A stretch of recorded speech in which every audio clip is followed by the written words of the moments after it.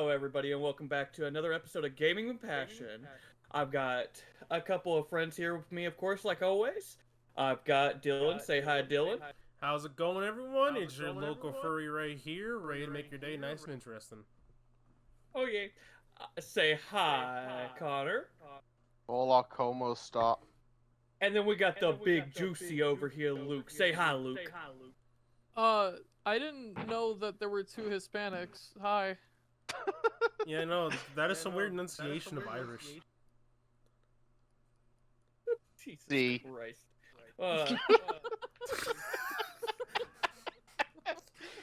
From which one are you from? The Atlantic Sea or the Pacific Sea? Joke's on you. I'm from the Mediterranean, bitch. Duh.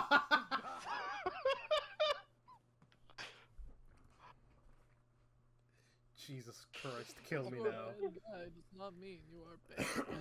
Hey, I don't care who has to make it, but I want a good taco. Get to the kitchen and make me a good one. Alright, Lucas, yeah, you know what to do.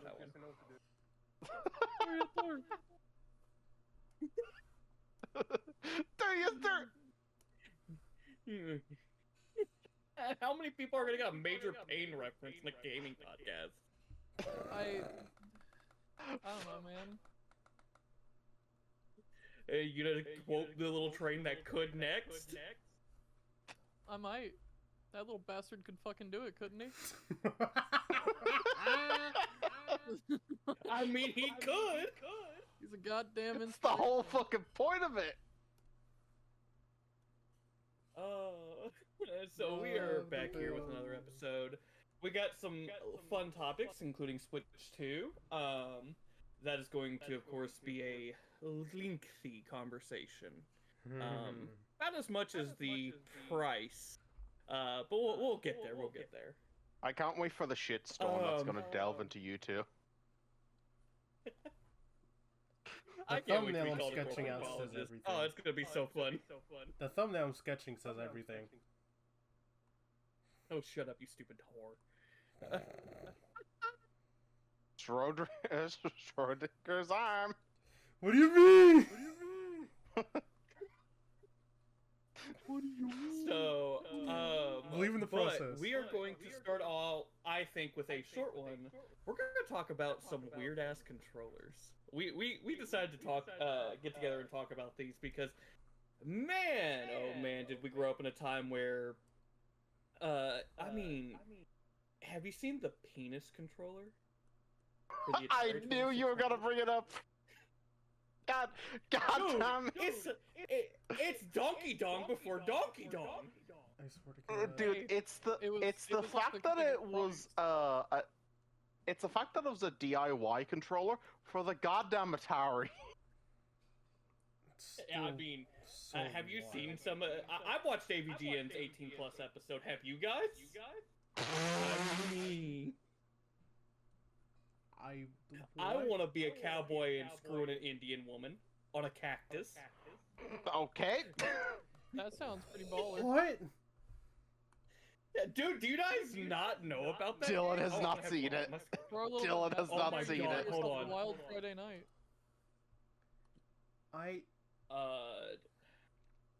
Give me 1 second, Dylan. I will tell you the exact name. I'm over here trying to draw hentai of our characters for a thumbnail, and I'm hearing this shit. No. You literally just complained about something earlier, and you feed into it. Ah, yes. The way your brain works, Dylan. Hold Not on. well. So I'm That's the going to joke. the Wikipedia for oh, it's called Custer's Revenge. That's what it's called. Remember Schrodinger's elbow. I Apparently could it's not weird. remember. Here, I'm going to send Don't you you the mean image. ham? You're gonna love it, Dylan. No, this is Schrodinger's arm. Custer's Revenge is. Oh, did you send a So screenshot yeah, of no, it? Dylan. This is what this controller was made for. Hold on, I'm sending you the image. You're gonna love it. Oh God. Give me 1 second, buddy. There, Custer's Revenge. Well, there's the honorable mention. There you go. There you go, Dylan. Oh, you sent into the... Dude, that game was fucking wild. Like, Let who? me grab the other dude. I don't know, but somebody felt a little frisky. That's all I have to say. And you, God, this is why that controller was made. And there, Oh, that's what the Jesus. game looked like, Dylan. Yes. Well, I guess my question from yesterday got answered. Hmm? What? Him. What was your question again? What game was developed in mind with that controller?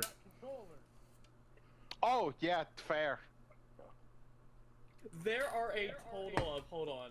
There are 5 games. X-Man. I don't remember. Oh wait, is this the one where you gotta catch milk in your mouth from tits? Aw. We're going down a rabbit hole. We're going down a rabbit hole, and it's not one I want to edit, please. Yeah, I think this Well, is a no, I don't- conversation. no, he Oh didn't talk shit, about if that that's one. the case, I'm The- sucking all the milk out of them Dude, no, there it is. Beat him and eat him. This is a conversation for the Patreon episode coming soon. That's just what I Anyways, do to children. God, Wait, fucking. what? Oh, ho, ho, ho, oh, I think we need to move on to what you were going to actually talk about, Christian, real quick. Please. Please. So we have picked up some controllers I might be a furry, but this that is we too wanted much to fun. talk about. And we will go in a order. We'll start from let's see. We'll start from the how do we want to do it? You know what? Let's start with you, Luke. Let's start with your controller. Mine. You want to start with my controller first? Okay. Yeah. We can do that. Yeah, because mine was, let's see. Let me see if I I sent all the images into general, so. Oh yeah, you did. Yeah. So, yeah, Connor went and, scoured through controllers, and, upon doing so, he found one that was, for the most part, you know, it's technically only like a quote-unquote skin for the controller, mostly. I mean, that's just straight up Patrick Star. I mean, like, his head's on it and everything. And it's just like a PS2 controller. Like, So what's funny is I'm not sure if it's a PS2 or a PS1 Yeah, Because I I can't don't- tell. because it's got the analog button, but I don't. Is the start and select his eyes? it might be. Yes, they are buttons. I zoomed in. They are buttons. So then, yeah. Okay, and let's just describe this controller. Like it is. Where you hold on to it, I mean, though, like, it's his legs. Like, he's got the shorts on. Damn, they really took that movie D-pad- seriously, huh? The D-pad is just, like, orange and says Nickelodeon on it. Nickelodeon. No. We're not Oh, making that. the X is a, I mean, bikini that bottom is what flower. they did. Yeah, Anyways. it's interesting. I mean, the analog button to turn the analog stick on is legitimately his mouth. It's in. Yeah. Yeah. I love how it's indented as well. Careful, SpongeBob! Careful, SpongeBob! Careful, SpongeBob! Careful! Now, fun question. Do you think if you turn it upside down, you get Wumbo? I hate you. I'm leaving. Goodbye. Adios. I'm just gonna. Don't think I want to entertain that. Next episode, the furry's no longer here. I can I think that. I know where I you think live. I think it's cool. I think it's cool that the X button is like one of the flowers from it, but it kind of is then given up for the triangle, square, and circle, it's just like, we'll just put the normal buttons in. Yeah, I think that's something I find really funny, is that they could have put plankton eye for the went circle. out of their way for very specific things and then didn't do anything else. They could have put a plankton eye for the circle. Why is the green one not money? Because, yeah, like, they could have done things. There are things they could have done.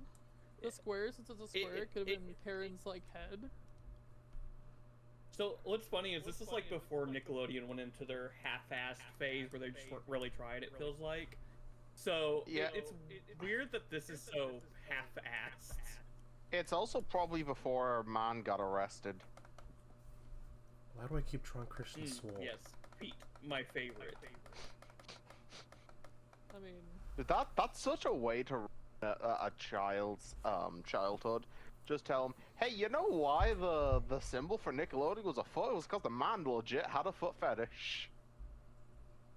You want to know why Miranda Cosgrove kept shoving her foot into a faucet on the bathtub? You know why?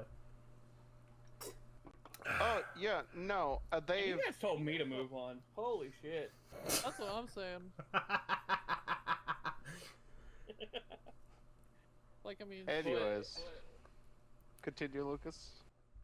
I mean, I really don't have anything more to add about mine, other than, I mean, like, it's just... It's I was It's going... It's a party trick controller. You just pull this out and go, look what I have. Yeah, And then I was everyone goes, yo, that's weird as shit, but cool. I was gonna suggest, since that one's technically more skin, do you want him to talk about the other one? I mean, we can. But like, bro, this I man, mean, this man want to smash. I mean, shit, it's man. hard to ignore it. I mean, we can talk about that one. Yeah, fuck it, I'll talk about that one too.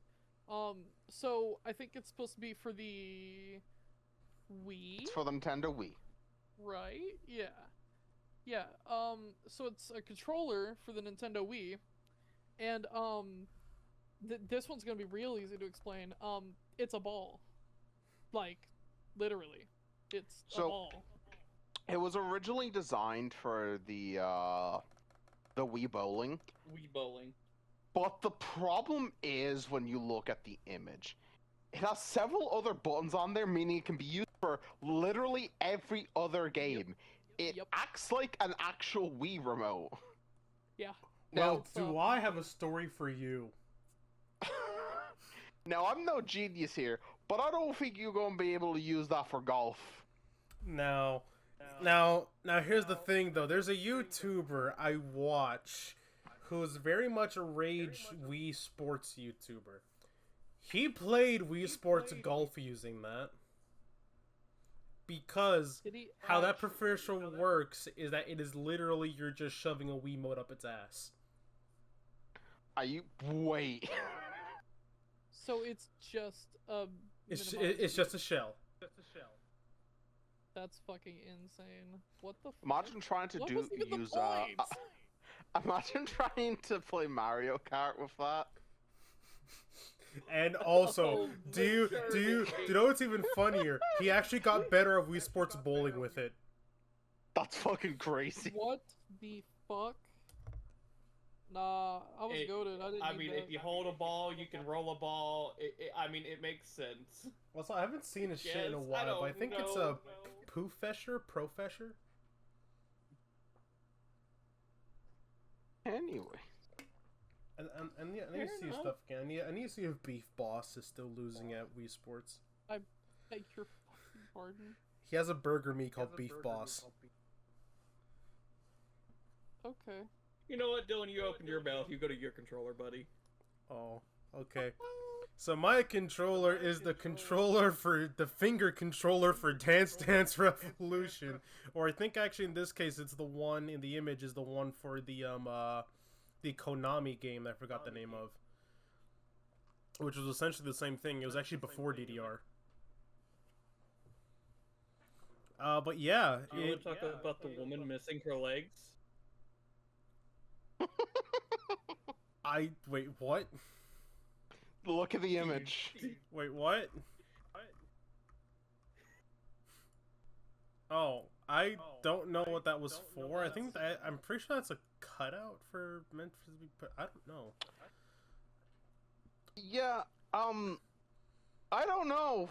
Maybe you stick your fingers through it and you act like you're Your doing- fingers will be the legs.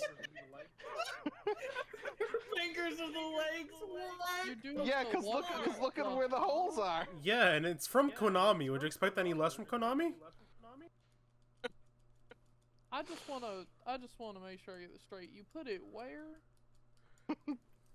Are you looking at the image, Lucas? Your fingers are through her leg holes, right next to the cooch. What? What? I mean, honestly, bro.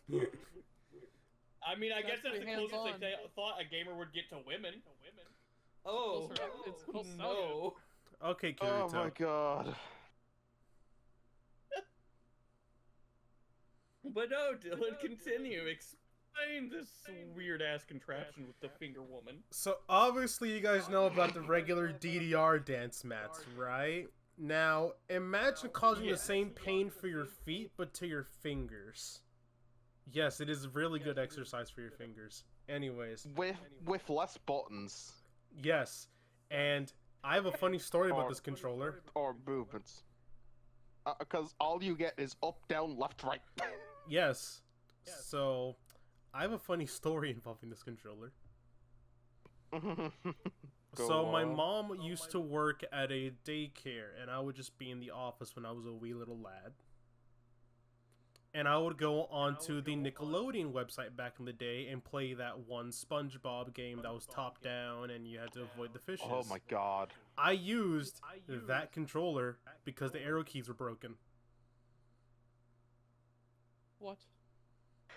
What the fuck? This explains so many problems you have, sadly. Yes, it does. But hey, guess The what? Sukuna image Lucas sent is me right now. But hey, guess what? I have really strong fingers. I can pick up an H8 AGM battery with just 2 fingers. There's a lot of things you can do with just 2 I fingers. mean, again, you cut a woman's. You cut holes out where the legs are supposed to be, and you put it through her. You Yeah. use your fingers to I dance. love how you're still stuck So on can we that. talk about this is the closest also Dylan has ever gotten to touching a woman? I'm kidding, buddy.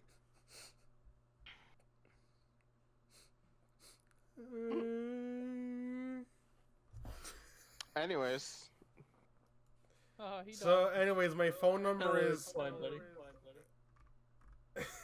just Yes, dox please, yourself. So yes, if you guys My want any address- local Hold on. furries in Actually, your better area, yet, I'll dox it for you. No. Here's his phone number. no. 555-555-555-555. If you guys want any local furries in your area, here's the phone number. Dude, yes, just getting in congregation, and I don't know where the fire started, officer. What? Oh, I know where it started. I saw a guy in a fursuit put a pipe bomb in his mailbox.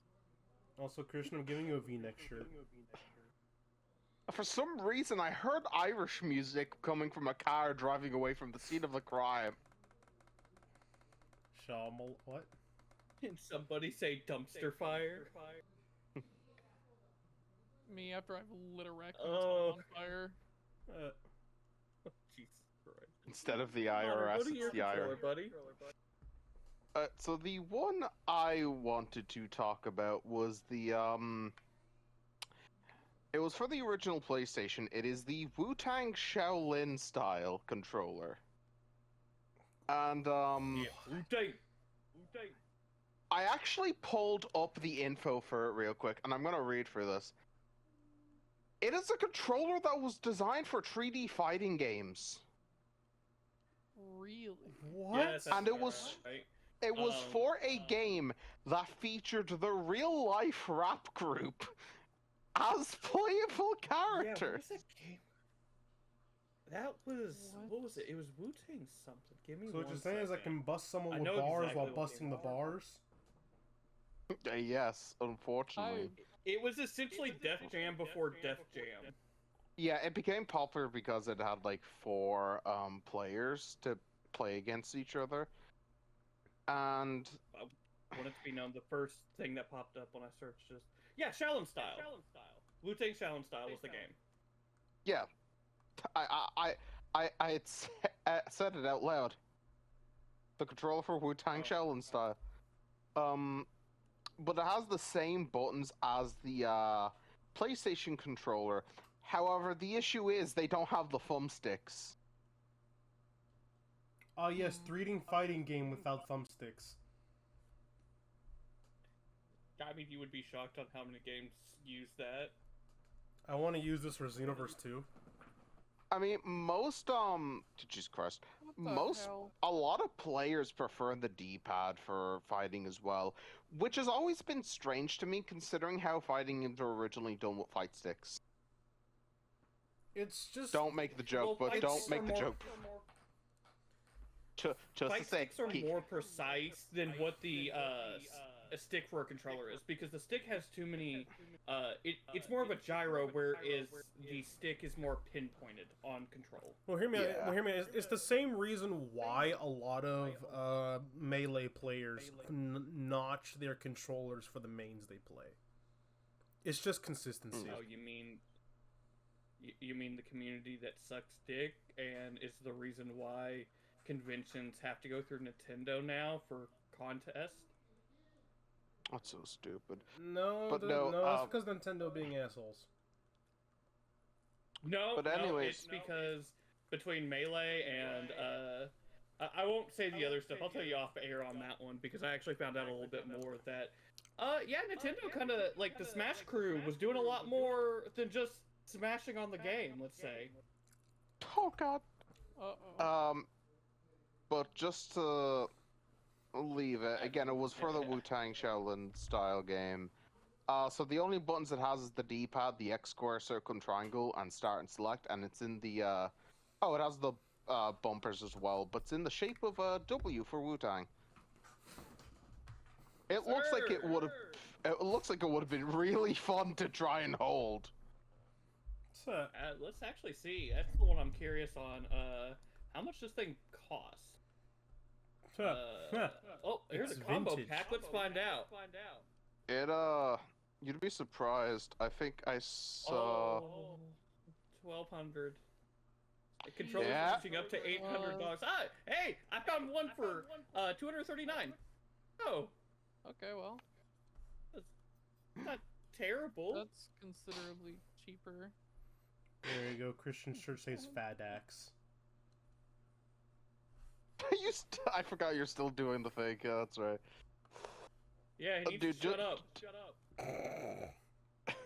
Nah, he should just update us, because he should just update us about the thumbnail periodically, just to see where it goes. I know it's a rough sketch, but it's funny. But yeah, no, that's all I have on the Wu-Tang control. If you want to move on to yours, Christian. I'm gonna throw one more in there because I just found it. No. Yeah, and I'm gonna share it to you. You guys are learning this just as much, and it fits in. So it's we're gonna throw a little extra one in there. So I have the Dragon Quest Slime controller, which has been through PS2, PS4, and Switch. What the So fuck? it is, I kid you not, a slime from Dragon Quest converted into a controller. There is no handles, it is completely round. So think the bowling ball, but you have a little nipple at the end that when you hold it, you take your fingers and put it through the slime. Well, not through it, but you're holding on to the teat of the slime, I guess is what we'll call it, and you can hold it like that. I just realized that most of the controller is basically on its ass. Yeah, you're holding the slime with your rear end to play. Jesus. Dude, who comes And up the with mouth these? is so I don't know how many people play. The mouth is always going to be facing your stomach or your crotch of the slime. If you look at it. Oh my god, Stop, I please. slime while I play games. So, the slime is always indirectly looking at you upside down, mouth agape, while you're playing with it. Jesus Under the Christ. desk support. Akira Toriyama would be proud of this controller design. Let's just talk about that.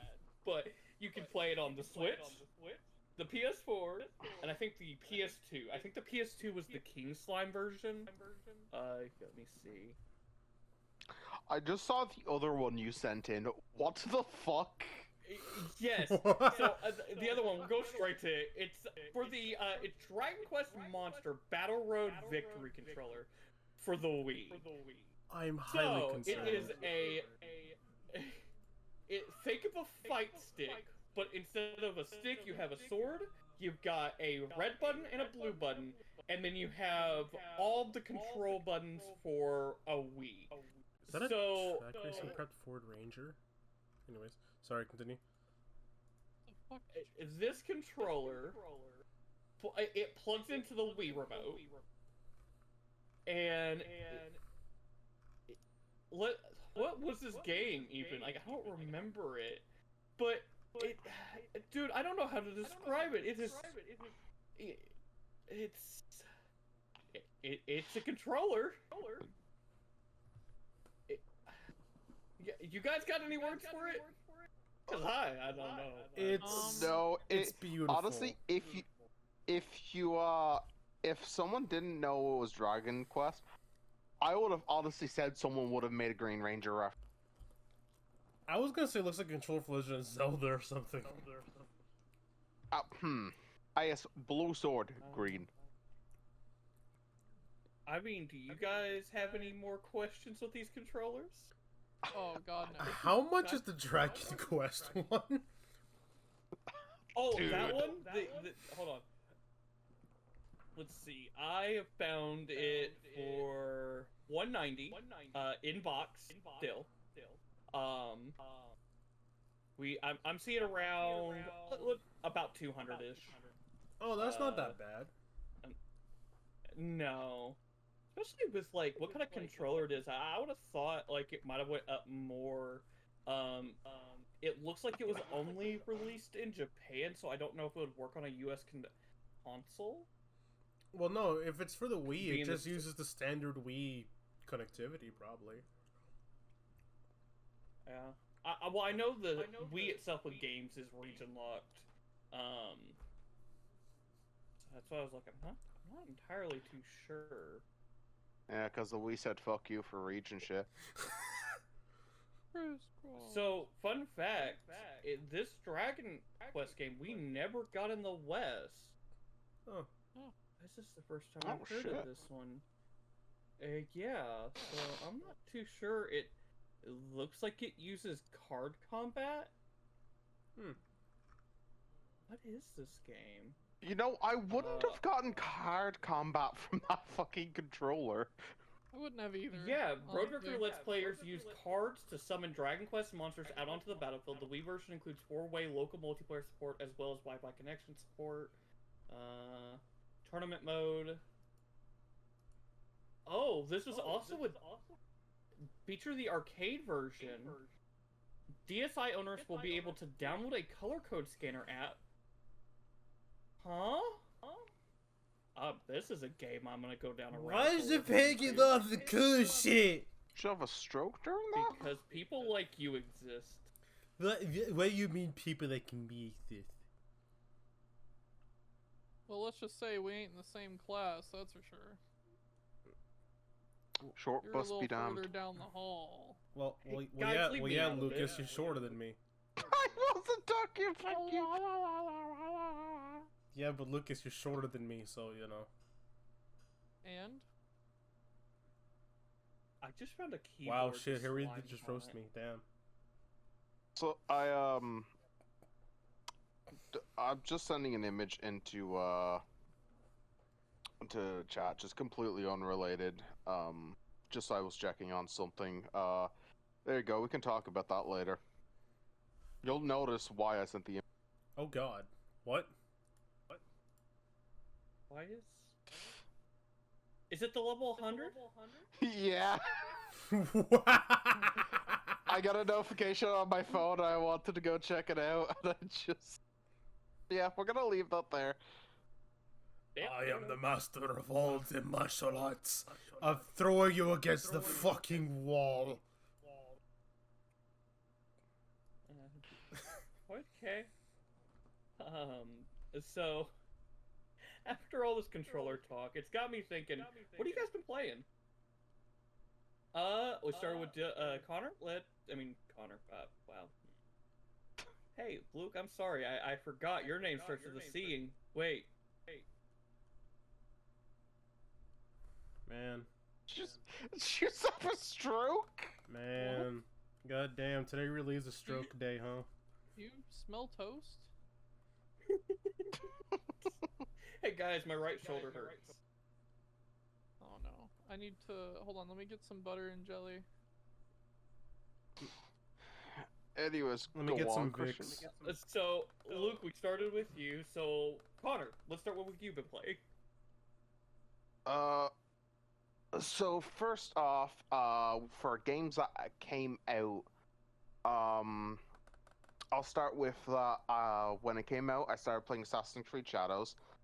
I absolutely love it, and I don't know how close I am to the halfway point in the game, but it's a pretty lengthy game from what I've seen. I'm doing the side stuff, but it's really enjoyable, and I without saying much, I think people are just at this point are complaining for the sake of complaining, because even one of actually two people online who usually hate on Ubisoft have literally said they are enjoying it. One being Mr. I don't leave my fucking house, Asmongold, has even been caught saying he's enjoying it. Yay, Roachman is back. Let's go. Well, to be fair, I Yeah, feel like dude. he says he I doesn't never like take his things opinion just to get, serious. like- I feel like he just says he doesn't like things just to get traction sometimes, in my opinion. Encroach on the road. He's a pure WoW player. What do you guys expect? Yeah. But there was also another creator who says, is it perfect? No, it has and that's fine. I don't think it's a stupidly amazing game. I'm just saying I'm enjoying it. I love playing it because I love Assassin's Creed. I enjoy the games. Even another creator, I forget his name, so I apologize, but even he has said that he is a day one Ubisoft hater, I guess is the word he used, but he more just gives criticism. But even he said it's a step in the right direction because it's actually really good. And then two other things came out which have put Shadows kind of on the back burn. I've yet to fully... That's why I haven't gone back to it. Bleach Rebirth of Souls, which I know how we've talked about anime fighters on here, but a lot of us have agreed this is an anime fighter that kind of gets a pass because it's not just slop shit, stereotypical fighter. It actually has time and effort put into it, and it's really enjoyable. And the other new game that I've been playing is First Berserker Kazan, which has also been really good. Without saying much, I'm on the level with Scalpel. If anyone's played it, they'll know what that is. And it is been really enjoyable. And in terms of games that I've played already since the Devil May Cry anime came out, it put me in a mood to play the Devil May Cry game, so I'm playing Devil May Cry 1. Shut the fuck up, you. I've been playing... I heard that snicker, you asshole. No, I'm snickering for a different reason, and you'll know in a second.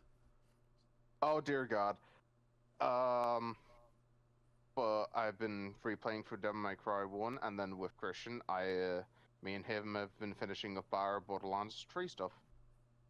Yeah, which we are on the second DLC, was it Guns, Tentacles, and Love? I think so. Dude, it's been a trip. Yeah, we're almost done with it. I think we've got 1 or 2 last main missions on that DLC, and then we'll be Give or moving take. to the. Yeah, we'll be moving to the next DLC right after that. We just fought the Wendigo, I believe. No, we No, were with yeah, Death sorry. Trap, and we thought Death Trap was dead. Oh yeah, Death Trap just went on a whole goddamn adventure. Dude, I was just laughing at the whole thing. It's just like, god damn it.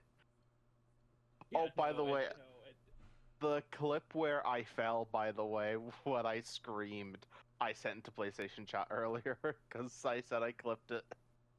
yes, that was funny. You got knocked off a ledge. I was not expecting it, because, like, I went down, and all of a sudden, I was dead. You were there, and then you were gone. That's all I knew. When you watch it, you'll hear, like, the panic in my voice. I will say on Assassin's Creed Shadows, I've heard the story is about 30-ish hours for the main story, and then it's only 3 chapters if I remember correctly, if you're doing main story specifically. Yeah, but so the first area alone can take you like 8 hours. Yeah, I think just knocking off mine, I think I've got like 15, 16 hours in it so far. And I think I'm a I little will throw out a further. little controversial thing. I'm enjoying it more than Ghost of Tsushima. It is what it is. I agree. I'm going to replay through Ghost and see if my opinion changes on it, but as of right now, I'm enjoying it more than I did Ghost. I mean, I haven't This- gotten to play it, so I can't say anything. This is just my personal opinion. I seen the story for it. And again, I did play Ghost of Tsushima, but I eventually just kind of. This sounds bad, and I'm sorry, but I got bored while playing it. Because here's the thing, and a lot of people say, "Oh, Japanese samurai game, it's Ghost of Tsushima." By the way, go look up Ghost of Tsushima and tell me how many gimmicks have been taken from Assassin's Creed. All of them? Well, it's not even just that. Like, I mean, like the like collecting elements, like it's very like Far Cry and Assassin's Creed-esque almost. in a Yeah, way. like that's a thing. A lot of the elements yeah, a are lot of the like from base mechanics and previous stuff games. are not like unique, really. Yeah, and it's super annoying because Like the story's I- good. The story's Yeah, the good. st- I get yeah, the the sto- I get people enjoying the story because it's a whole like battle with like being true to yourself or following your like whole like samurai code thing. It's a good story, but it's as far as like just gameplay itself goes, it's not necessarily unique. yeah, and like its story, it's very samurai films from the late 60s to I would say 80s, roughly. Yeah. It might be a little bit more than that, but that's the thing. It's like we've seen this story so many times, and like Ghost, yeah, it doesn't technically have an original story, but I'm enjoying it a lot more story-wise than I was with Ghost, because it's like cool, it's the Mongol invasion, but it's like Jin's character is very much more of a stereotype than Naue and Yasuke. Naue is more of a stereotype than Yasuke is, but she's still, in my opinion, better. I'll get back to that in a second, but I want to say I think what ruined it for me was how much people were talking about Ghost of Tsushima when it came out, and still to this day, like it is some god game. Like, it doesn't really do anything that's new. No. But in terms of Now and Yasuke stuff, I have been loving reading all the arguments of it. I'm gonna just say it like this. Tell me you're racist without telling me you're racist, saying that you don't want a male Japanese lead instead of Yasuke. Like, Well, here's the it's- thing. I've seen more complaining about Yasuke than Naue. Naue still got a little bit of complaining, because of who she is, even though we know there have been female shinobis. Moving on. But the moment Yosuke came into the picture, Yeah, like so many Sakura. people had a problem. Yeah, no, even I have to say, I've seen people online try to, like, defend their reasoning for being upset about that and act like it's, like, not true to what actually happened. But, like, it kind of is, as far as I'm concerned. As far as I'm It's concerned, also it the thing. follows the, like, actual, like, history for, like, just himself pretty well. It's also the thing of the whole argument of that he wasn't a samurai. This is a perfect example. He was a retainer. So, do any of you want to tell me what the definition of a retainer is? Teeth. I'm going to. I by the way, I caught the Sakura joke. I'm going to strangle you. I hate drawing hands. I feel like amputating myself. I hate drawing hands. But Christian, you want to give anything on the retainer stuff? So a retainer, they are giving armor. They are trained in a way. They are essentially bodyguards to whoever that are protecting. He was giving not only house and a land.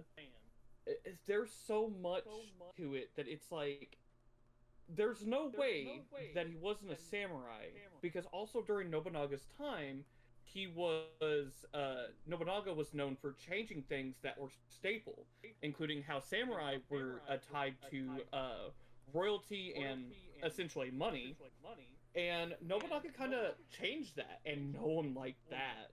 So there's so many things we also don't know about. So,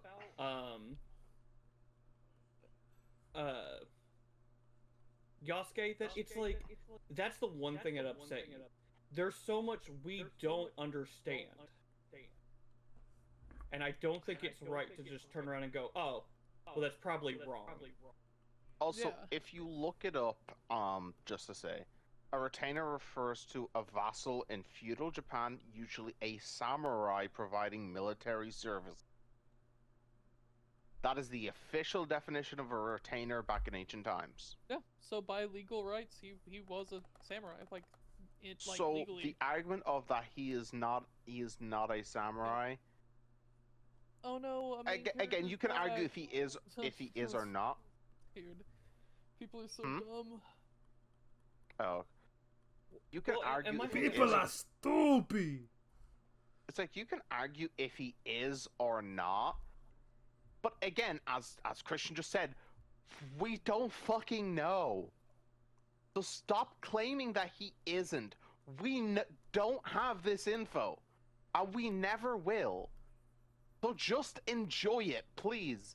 Stop being assholes about it, and I hate it, because it's actually a really good game.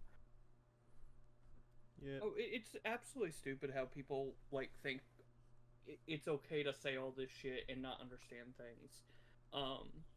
And It's like everyone I suddenly wanted to becomes a history on- major. Well, it's not just especially that. if you're in the That's gaming all of sphere. gaming. That's all. It's of, like so any, so many people in video games try to act like they know so much about history. It's just like research your info. Well, That's all you personally, gotta do. I don't even feel like people personally do that just with video games. I feel like that's just like kind of an internet thing in general. People do nowadays. It feels like where like they Oh, you kind mean the of just troglodyte base? Yeah, of course. where they kind of just like it doesn't really matter if they know or not. They kind of just like they look at it as my opinion is fact because I believe it. So then like if you disagree with them online, they're just gonna fucking like get pissed off at you and just like lose their shit. And it's like, bro, an opinion is not like what? It's an opinion.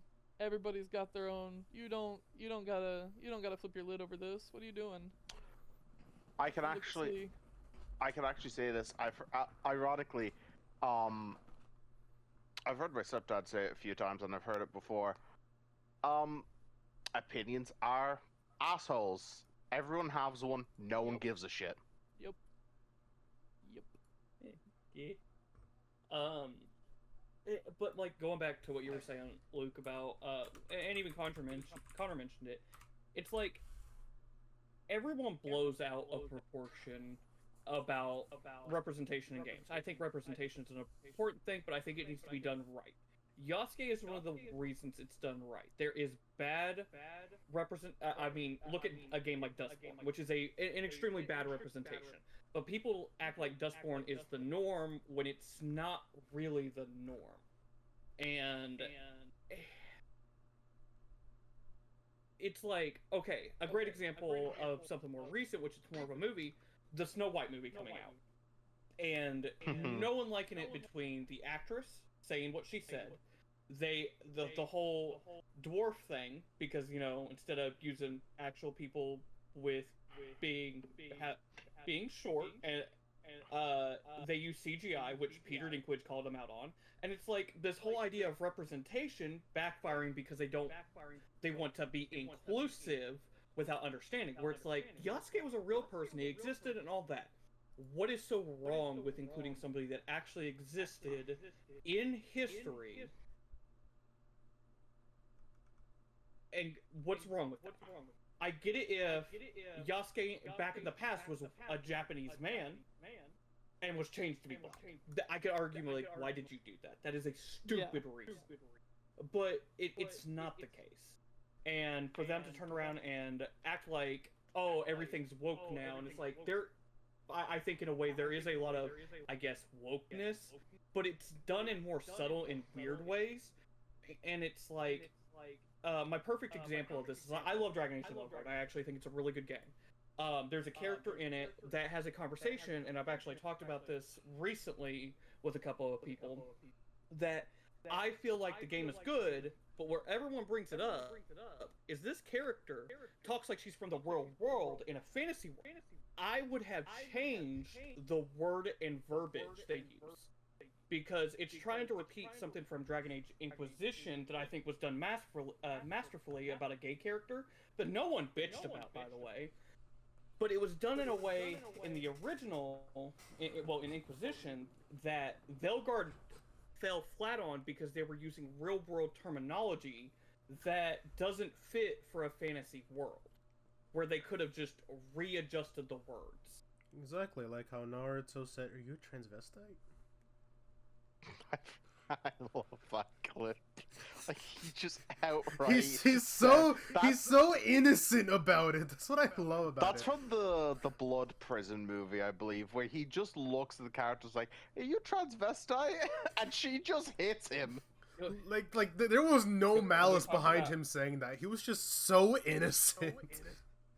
But another, just to do one more thing on it, like another thing you could argue with it is the whole thing, and Dylan, you have brought this up, and I get why it annoys you, that you've made your piece. The romance system. You can romance Oda Nobunaga's sister, and there's also a supposed gender fluid samurai. By the way, there's not a single thing that really says that. It's people are doing that literally just based off a character description. That is like 4 lines. Okay. Let me just remind you, there is a canon mode that literally completely removes all romances from the entire game. So if you are doing this, you are making that choice. You are doing this. So you are the person that is making this happen. It does not have to it doesn't have to happen. That's all I'm gonna say. You are can be the cuck, sir. You can be the cuck. You are making this decision to make Yasuke have relations with that woman. You are walking into the subway, asking them to make your sandwich, and then complaining about the sandwich. You asked for that shit, dog. Exactly. You made that bitch. Yep. Oh wow, Dylan agreed. Maybe he did I'm change so his mind. angry Probably at not, this, Dylan. and it's a choice I made. Dog. Again, I Don't never. reflect them. I Listen. made this choice. I screwed it up. This game's bad because it gave me that choice and I made it. Oh Wow. no! Wow, you stupid bitch. Shut the fuck up and play the game. Or God. don't. Just Dude. don't play the game if you're that upset about it. Don't play the game and don't give your opinion. You Exactly. spent your money. But if you don't buy it, don't bitch about it. Hey, come on, guys. It's not that hard. Oh, right. Everyone's using only like a percentile of their brain, if that, because they can't think for themselves. Ooh, this guy on YouTube said this, so it's wrong. Shut the fuck up. Okay, we're doing a lot of projection right now. And We. I Are you mean, it's speaking the French truth. now? do I need to use the sentence about opinions again? No, we're good. I don't Alright, want to be calling this Dylan. password. Yes. Yo, happy ass. Speak. All right, so I found this amazing indie game called The Art of Rally. It's cars but off-road but fast, and it is a lot of fun. It's a nice like low poly game. It's really fun. The game starts off with you in a Ford Escort talking to a Buddha statue, What? and the Buddha statue tells you He's that not joking. And the Buddha statue starts off the game telling you, hey, did you know the history of Rally started because a Finnish guy was late for his sauna appointment? What? Yeah, no, I love it. Like I've seen him play it. He is literally, he's not joking. Like he is not. This is 100% serious. All I'm saying is I can't wait for his next game coming out soon, which if you guys have ever seen... Well, if you guys know essentially what is mudding and off-roading, he's making a game with that's multiplayer, and I want to Oh my god. Jesus Christ. I want to see the chaos that ensues with us trying to do an actual group off-roading game. What, like the fucking chaos that ensued for the game we played when I wanted to scream at you? I don't know if I like woke someone up during that, but I wanted to scream. That's Oh my funny. God. That's fair. What else have you been playing, buddy? Beyond that, I've been playing Bleach Rebirth of Souls, really good game. Me and Connor have been having our little side, events of beating the Mega Man collections in the least amount of deaths possible. That's right, I forgot. We're going through, the Mega Man X series. We're gonna go through X1 to X8, and then we're gonna do the Zero collection. This man doesn't want to do the original Mega Man series because he's a coward. Yeah, I'm a pussy. But Anyways, we are on X2 so far. I have finished mine. And by the way, we are also counting deaths for levels that we redo to go get armor pieces. I hate crushers with a passion, so I ended X2 with 64 deaths. Dylan is currently on 37, but it's going to go up. Yep. And, Sigma is a low ganger. Yeah, that's right. But we're also giving it characters. All the Mavericks have been under arrest for something. An example being, what was the alligator called? I don't remember, but he's a Vector cosplayer.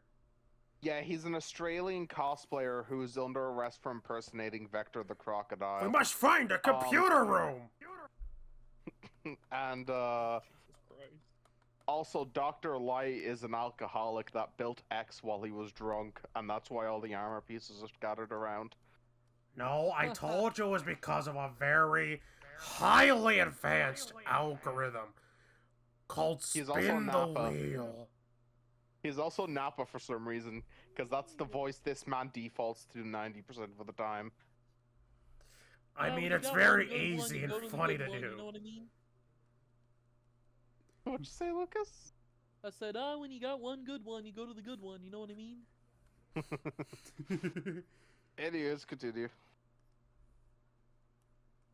And oh, I found this really awesome Unity game on Steam actually called Toge Shikai, which is literally just the initial D arcade games, but finally available to play, and it is so much fun. I highly recommend people go and buy it if you like racing or Toge games. It's so much fun. And and also recently everyone got back into Siege again after so long. So how's everyone else's experience with Siege so far? No, me, you, and Christian have gotten back into Siege. Yep. And it's awesome to see that the bubble of retardation has not lost its effect. Yeah, solo, you somehow You had know it, buddy. stupid. You know it, buddy. Dude, I love how the nights where we played multiplayer, when I hosted, we got a diamond player. When Christian hosted, we got someone that may have been hacking. Because that glass turned around so fast, ready to just obliterate all of us. And then you have me by myself in my own lobbies being a menace as warden with a shotgun. Dude, you give a disservice to how people with autism, like, they have, like, I have never seen somebody stupider than you somehow. We need to have a night where that is. No, we've known some stupid people. there's Enrique. We need to. God, I didn't think he'd be brought up.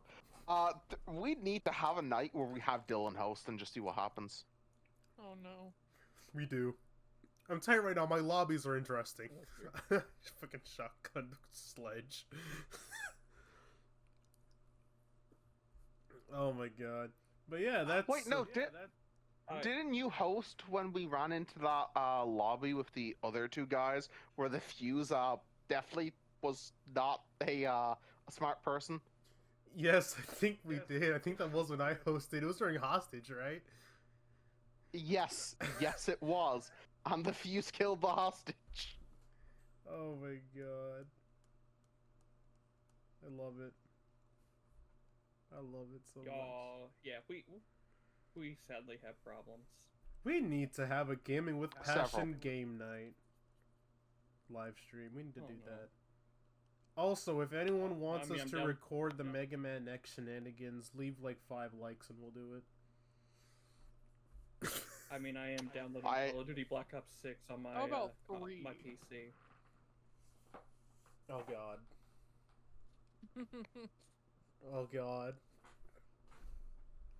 You know, here's the thing. You know damn well, very easily someone could, one of us could just do 5 accounts liking and be like, force us into it. So I am gonna ask you to check those likes to make sure they're not extra accounts you've made. Yeah, they're all real. They're from this guy called Deloshi57, Deloshi69, Puerto Rican Furry Avu 50. It's like that hell no. fucking video when Tux played Siege and he went against a whole team of Asians and aced. Bruh. Fair enough. I'm just gonna move my character lower so no one has to see that butchered ass hand. Jesus. There we go. All right, Luke. Let's talk about the games you've been playing, buddy. For starters, I've been playing a lot of, I think the thing I've technically played the most of lately would probably be, Zenless Zone Zero. I was kind of slowly getting back into that because they released some new characters that I hadn't, like, been keeping up with the last few, so I really needed to start doing that again.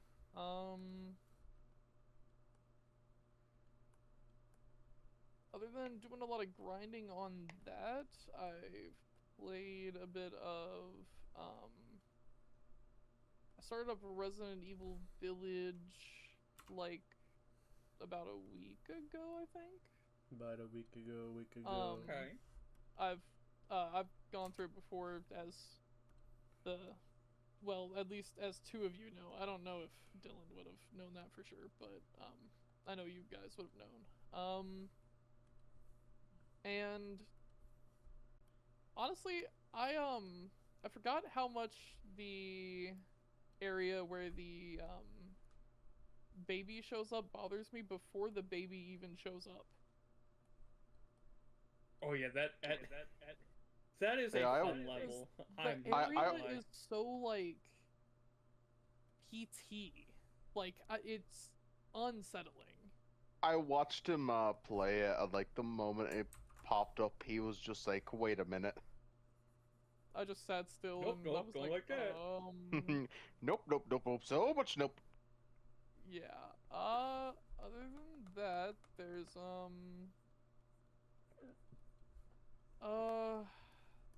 I got back into Diablo 4 recently. That's been pretty fun, especially because I found out they made some changes to like skills and stuff, and yeah, Rogue was already pretty broken when the game first released. It's I think at this point broken is an understatement, because they essentially made it to where there was a move called Flurry, and what it would do is you would throw out knives around you and do damage, and the best way to use that was you'd use let's see, what was it called? I think it's like Vulnerable Strike or something like that. It's essentially where you throw daggers out in front of you, and if two or more hit the target, it'll make them vulnerable. And then you would use Flurry and do a shit ton of damage. Yeah, they changed Flurry to now you can move while casting it, and it's a channel ability. Interesting. So you can put vulnerable and poison on things in a big group, and then just run through them holding square, and you'll just shred them to pieces. It's honestly it's really funny. It's really funny. I have bullied a lot of bosses so far with it. Okay. No, that's completely fair. This really is Schwarzenegger's elbow.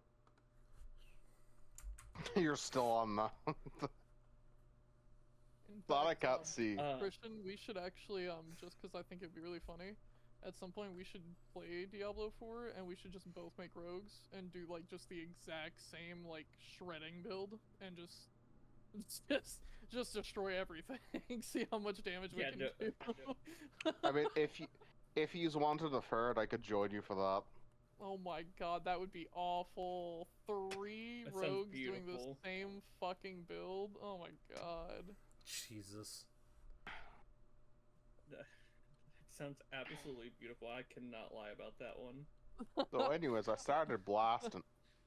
Other than that, what else have I at least put a little bit of time into? I started playing, because I never beat, the only Devil May Cry I've ever beaten and played all the way through is 5. I've started up 1, 3, and 4 before, but I have never gotten far in them at all. So far, I think with 1, I'm the furthest I've ever gotten, and I'm enjoying it. I'm glad I decided to play it, because I had access to it when I was a kid, but like, I don't know, when I was younger, me was a different breed. I don't know. Dumb doesn't even begin to cover it. Like, you know how in Spyro it literally gives you the thing where it's like, oh hey, you know, you have to like headbutt to break the metal vases with the gems, you know? Yeah, I would just sit there and spam the fire breath and be like, why aren't they breaking? I don't get it. Bruh. It's not. Why are the it's not faces breaking. burning? What do I do? Yeah, that's the downside to get having a really controller in fun. your hands. That's the downside to having a controller in your hands before you can read. That's the downside to using the DDR controller. I'm gonna finger want- you. God damn it. I want to say, I can't wait, because Christian, you know why I say this. I can't wait to see how Lucas will take Devil May Cry 2. How he'll take it. Probably, hopefully not up Yeah. his ass, but alright. Cause the reboot and 2 are people's most hated Devil May Cry games. Yeah. That's an understatement. Which, it's like, I don't understand that. Oh, neither do I. They're enjoyable. I'm not saying 2 is, like, absolutely fantastic, but it's definitely not as bad as I think people put it as. What would you say is Considering, like, they were... What'd you say is the weakest worst? entry? You know what, this When song we pisses me word off. it like that, I would definitely say 2. I do Yeah. like 2, but it is out of all of them, it's between 2 and 1, but I would probably say 2. Yeah. But what would you say worst? If you said it like that.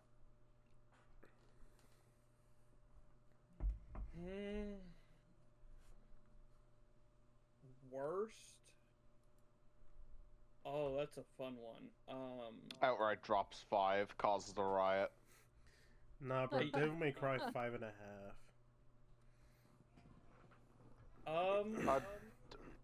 Don't worry. Devil May Cry 6's plot has been leaked. Virgil gets mad over Dante using Amato as a pizza cutter.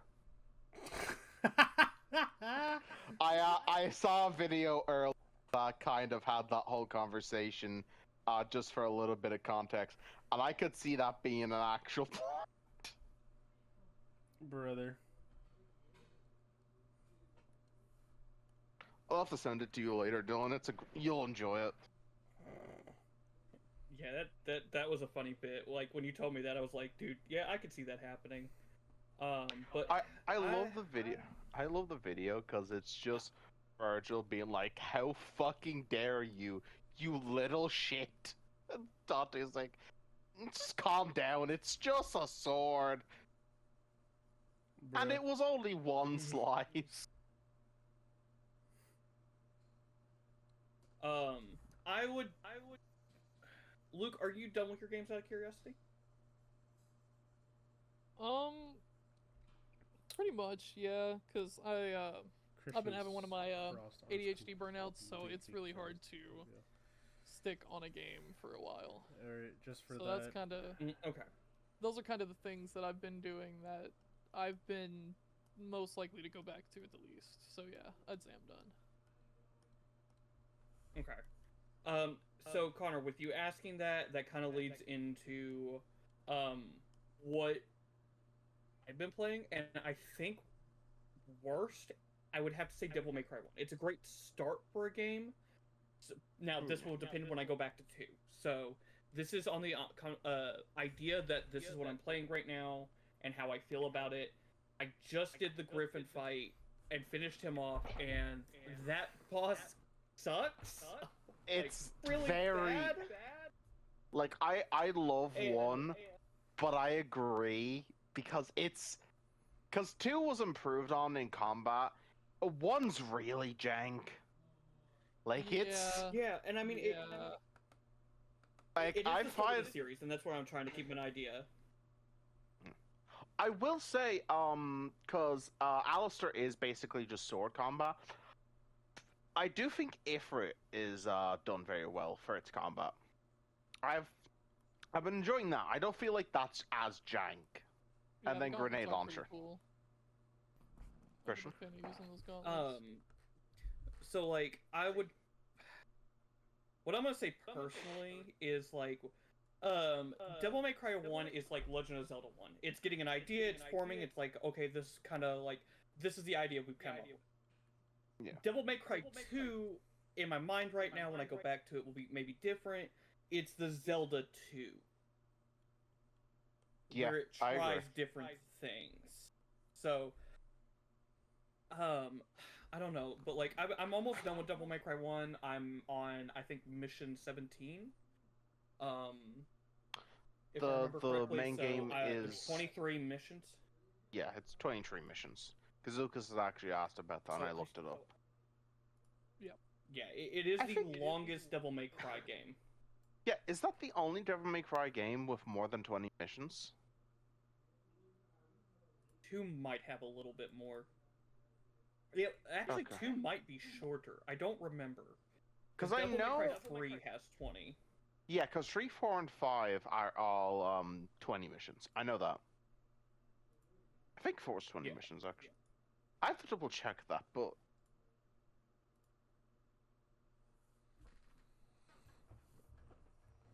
I can actually check it.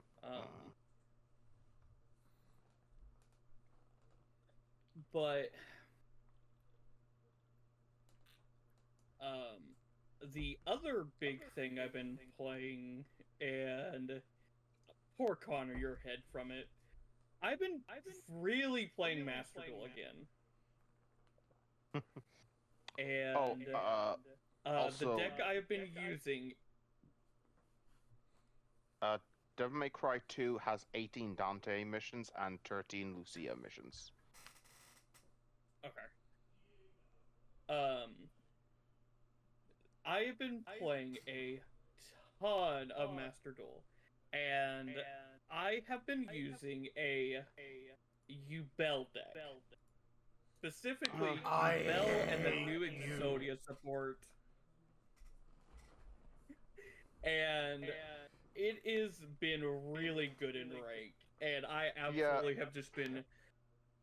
I don't really brick, which is really nice with this deck. A Ubel Exodia deck with a Sacred Beast is not what I expected, but for some reason, you win 90% of your matches. Granted, I have a lot of So stupid good. people. Also, Dylan's been touched bad by Ubel, I see, even though, in my opinion, it's one of the cooler decks they've came out with. Yeah. Ubel's... Poor Dylan was like, "Oh, I'm gonna try this deck," and I'm like, "Cool. You mind if I use this deck?" And he's like, "Yeah, sure. Why not?" And he soon regretted that decision. Yeah, no, My Android did get close a few times, I think. I've said this before. I think GX has some of the best deck ideas. And this is my personal opinion. I think it has some of the best deck ideas to ever exist. Because we got Dark World, we got Heroes, we got Ubel, we got the Sacred Beast, we got Armed Dragon, Ojama, Cyber Dragon. Like, there's a lot of really good decks. I think and this is my opinion, my two favorite series for decks is GX and Arc V, because Arc V actually came out with different Dimension Demons, which I very much enjoy playing. Yeah. Quick question: Who wants to be holding the Weenus controller? What? That's a wild insert. Have Lucas do it, Oh, but have a okay. giant sensor back. All right, good. I think it should be on top of Luke's head. Oh no, I am. If anyone's seen, I'm doing it to where like one of you guys is holding it while praising it, and then the other one just has a look of concern. Yeah, no, just have me just be like, what the fuck? Yeah. But the other thing I've been replaying is BioShock 1. And God, I forgot how good this game is. I am about 25% through the story again. Nice. It's so good, and I just beat Peach Wilkins. If you know who that is, you know that boss is not that difficult, but it's like a fun little test of like understanding how hacking and plasmids work.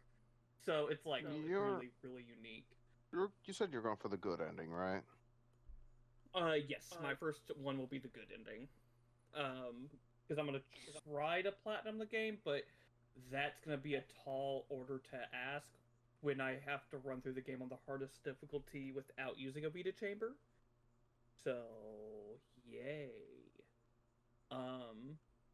And I mean, I'm playing a little bit here and there when I get the time. A little bit of Shadows. Started playing a little bit of Gundam Breaker again. Not too just dabbling in it again.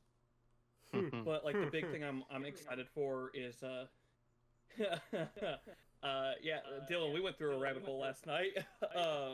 Yes, we did. But the main thing I'm like most excited for right now is Claire Obscure 33. So it's really hard for me to get excited about playing some of the stuff I have right now because I'm just like, man, I'm in a mood for another really good turn-based game right now, and it's like I want something new a little bit because I've been playing a little bit more action-oriented games and stuff. So, I mean, that's all I'm really been playing. I started up Danganronpa. Like, a lot of it's just been replaying through stuff, honestly. I need to finish up some games, like, but... I mean, you did start I've been Kazan trying as to well. find that balance. Yeah, I'm heading to the third area of Kazan. I can start doing the side content, so...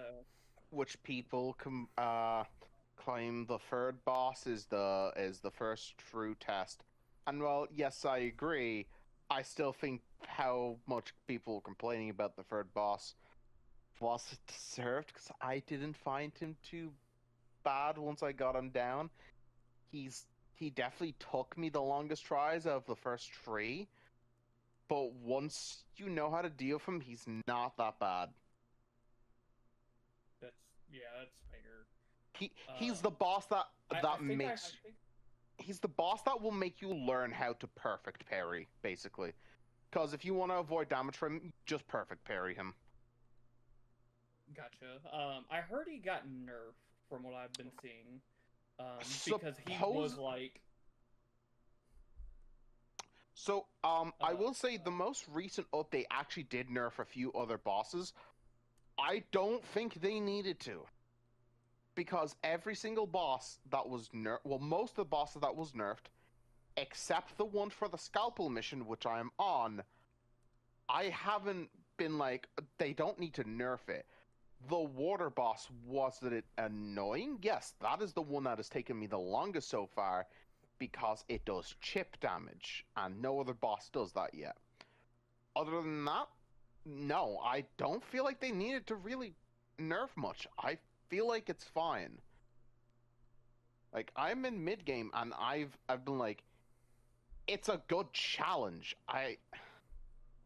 It's a game that rewards learning, like any Souls games, or like something like Monster Hunter or something.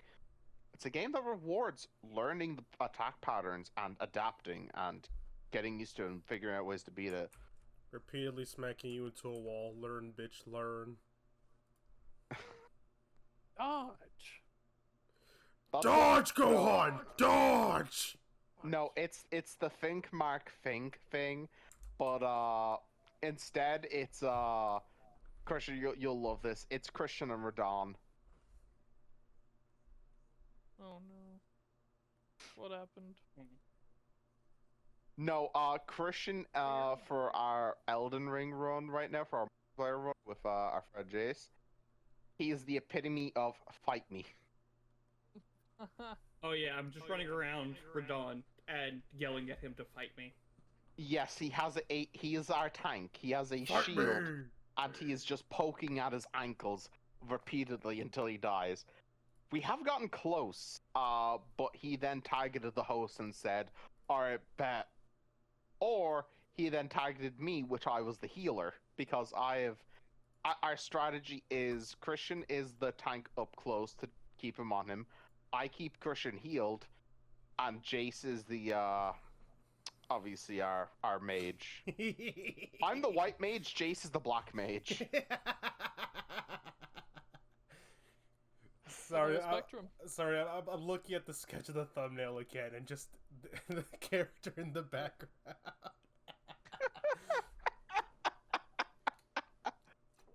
That's great, dude. Oh, this is gonna be a great thumbnail. Oh, this is gonna be But great. I guess we can move to the main topic. All right. Here we go. Alright, so I feel like the thing that you two are gonna go on about, I feel like that should be the last thing, because that's the point where me and Lucas just get popcorn and we watch the world burn. Yep. So that So, I should be sent you an what's article. last. Yes, I sent you guys an article of all of the announcements for the Switch 2 Direct. Oh, so it has everything, okay. We can start with the console itself, or we can start with the games. Where do you guys want to start? Console. Let's start with the Start with console. console. Yeah. Let's start with the main beef. Okay, the main beef? I wouldn't even say that's the main beef, really. Let's start with the main beef before we get to the lettuce and tomato and the ketchup on top, alright? Okay. So the console itself, we got confirmation on very specific things. It is running in handheld mode at a 1080p screen. It is, I think, 7.8 inches in screen. The Joy-Cons use magnets to lock into the system. There is mouse support. And the dock is got a fan in it to try to keep it cool while it is being docked. Of course, It's also- other noticeable upgrades is the Wi-Fi adapter in the Switch itself now. I think it's running off, Dylan, correct me if I'm wrong, Wi-Fi 8? Were we on Wi-Fi 8 now? Oh shit, we are. No, it's either Wi-Fi 8 or Wi-Fi It's 6. it's also got It's either a Wi-Fi 8 or Wi-Fi 6. it's also been confirmed that it has an LCD screen and it's like got a refresh rate, I think, of 120 hertz. Oh my god, Tony Hawk's Pro Scooter 3 and Yeah. 4? Yeah, I saw that. I was like, That's okay. a game. We're talking about console. Sorry, I read too far ahead. But yet, no, from what I've seen of the console so far, I have no qualms with the console itself. It is a really good... It is, like... Al- it- Also, yeah? you didn't read too far ahead because all the console stuff is at the bottom of the article. Oh. But I was So gonna... weird. Yeah, this is weirdly structured in this article. But no, I was gonna say was, the Switch 2, in my opinion, is as big of a jump from the DSi to the 3DS in terms of, like, technical evolution. I would actually argue, and hear me out when I say this, it is the DS to the new 3DS. Specifically the Yeah. new model. Yeah, I agree. It is a huge jump if we wanted to compare it.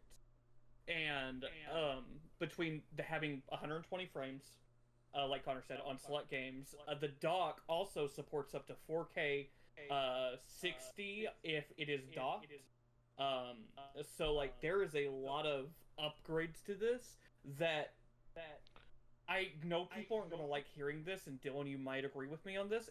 It's kind of beating the Steam Deck in a lot of ways, because Cyberpunk, which is just going a little into the games, is coming out for the Switch 2, and it is confirmed to run at 40 frames a second. There are so many big games we're getting for this that it's just like, this might as well be basically a mini powered console. Like, this is, I mean, like, yeah. it is literally just a mini powered console. That's now on the level with stuff like probably the Xbox or PS5. Would I say they're going to be as, like, powerful?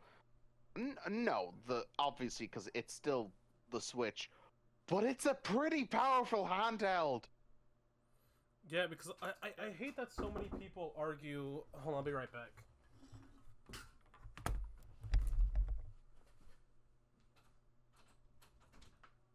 While he's talking. Yeah, go on. So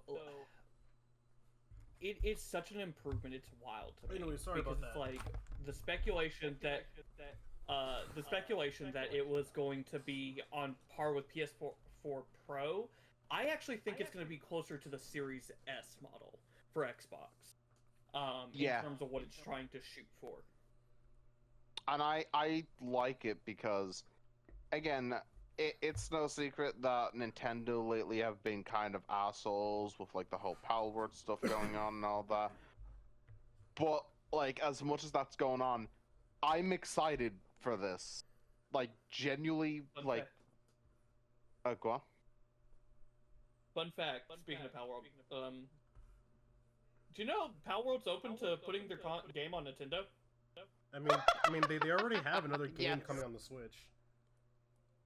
Oh, that's right, it is. That is going to Switch. Yeah.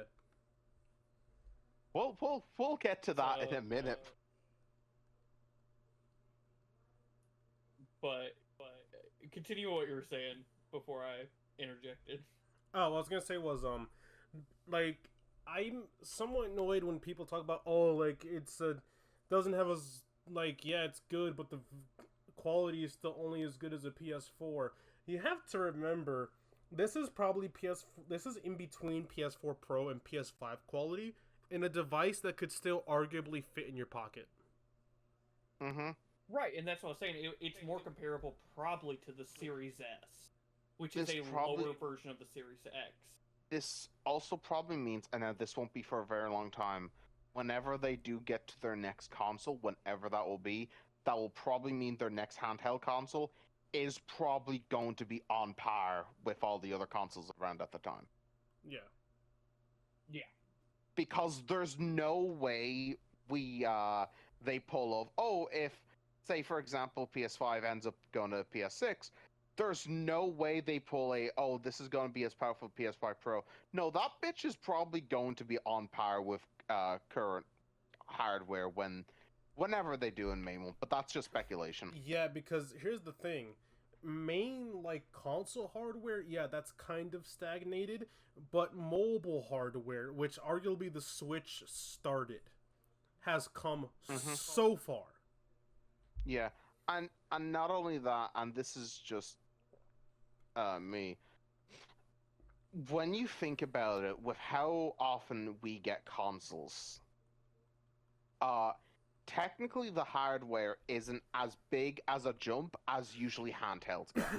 Handhelds get so many bigger jumps in terms of consoles all the time. Yeah, because, like, as you explained before, you had the Game Boy to the Game Boy Color. The Color was just the Game Boy with a little bit better processor than the screen. But then you go from the Color to the Advanced. Yeah. That is a big jump. And not even just that. From the Game Boy SP to, like, the DSi. Because the Game Boy could not do 3D. The DSi was able to at least do 3D environments. Mm-hmm. And then I would... Yeah, and it's... Now, I do want to go into a positive negative. And that would specifically be, hey guys, so they're adding actual chat support to the Switch now. Let's Ooh. let's That's go. what the C button is Black for. Ops chat lobbies on Nintendo consoles. They Let's go. have confirmed that it will require a Nintendo. I think I'm hearing mixed rumors from what I have seen about it between friends and things I've read. I'm not sure if it's a monthly subscription or if it's going to be the yearly subscription. It requires Nintendo Online, huh? Yes, but Also, as it would a probably be additive, both. for a year, you can use the tap functionality without it for the year it comes out. Now, That's they have What? confirmed the C button on the controller for the right Joy-Con. That is the chat button. When the year is up, you don't have Nintendo Online. In order to use that button, you have to pay for it. Oh god, it's BMW all I over again love with the massage. having a DLC button. when did BMW start making the Nintendo Switch? I know, bro. Freaking having to pay a monthly subscription for heated seats that are already installed in your vehicle. Yeah, dude, imagine having to pay a subscription for 90% of stuff in your car. Crazy. Yep, I know. Awesome. Do you not know But about yeah, that, no, Christian? so the chat functionality. I'm gonna sideline that one. So the chat fun. We'll talk about that later outside of it. Yeah. But the chat function is yeah. So for a year, when the console comes out, you'll be able to use it without having that membership. After that year, you're gonna have to pay up some money to talk to your friends and use a button. That's so cool. By the Or way, just use this Discord, button which is on the new GameCube controller. I mean, there is also the fact that you could just use Discord. Yeah, I don't Yeah. know why. Like, I realistically, I don't think anybody's gonna really be using that. It, yeah. Well, they're releasing Also- a camera with it that you can use in true Nintendo fashion. They're releasing their own camera. Yep. Oh yeah, And yeah, yeah, it's gonna be shit ass quality. dude. In the stream alone, people were noticing it's like running at like 5 seconds a frame. Oh, that's great. I was gonna say, in terms of like if it would be a month or a year, wouldn't it make sense to be a thing on both subscriptions? I don't know. Like I said, I'm hearing a lot of Depends. rumors. Nintendo so can it's be like, pretty greedy. It wouldn't surprise me if they did something like that. Yeah, yeah. but all right. But so is that all we have to say with the console itself? Want to move to the For games? now. For now. Yeah. Oh, well, go ahead and throw this out because I actually do think the console itself is priced pretty well. The console is $450 if you just want the standard model, or $500 if you want Mario Compared- Kart World with Compared it. Now, to the original Switch, that is not a bad price in my opinion. That is not bad at all compared to the original Switch. Also, no, it is a $150 upgrade with higher features in a lot of ways. Between the 120 hertz, 1080p screen, a little bit bigger than the normal Switch. I think it's even a little bit bigger than the OLED. Funny enough.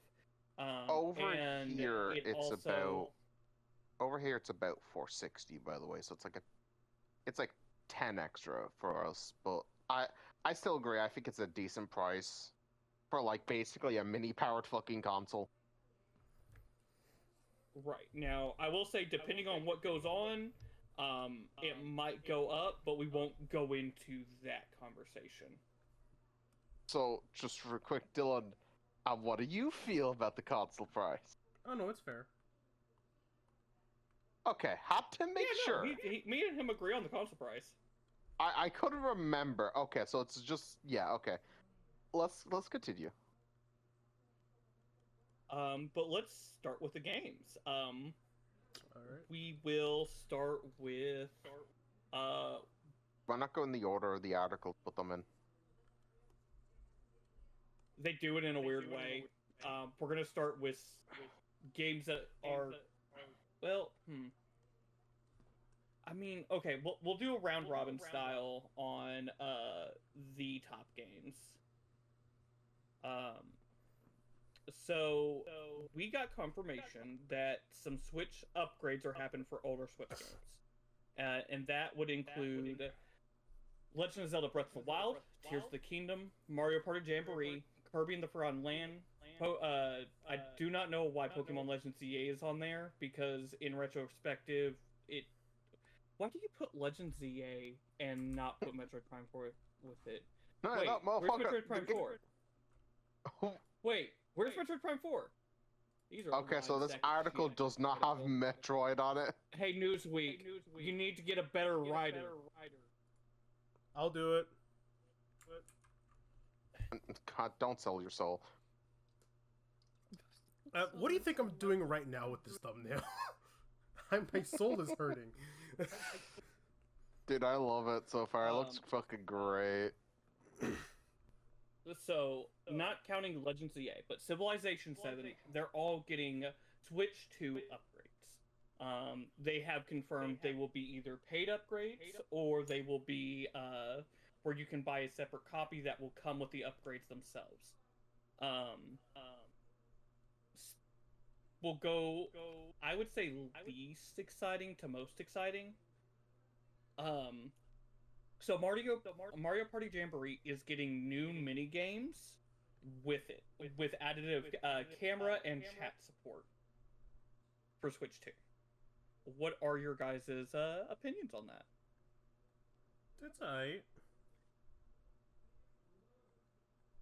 Never really been a big Yeah, Mario Party it's- fan since 9 on Wii, though. I prefer 9 on the Wii. I feel like a lot of the mini games in Jamboree look fun.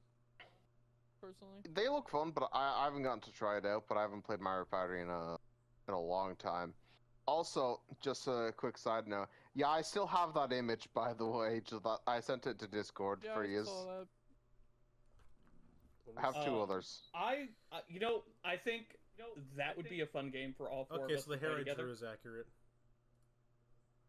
I don't know about you guys, but I think that would be a fun one for us to like play and test out on the Switch 2 together. Civ 7, anyone like Civ here besides me?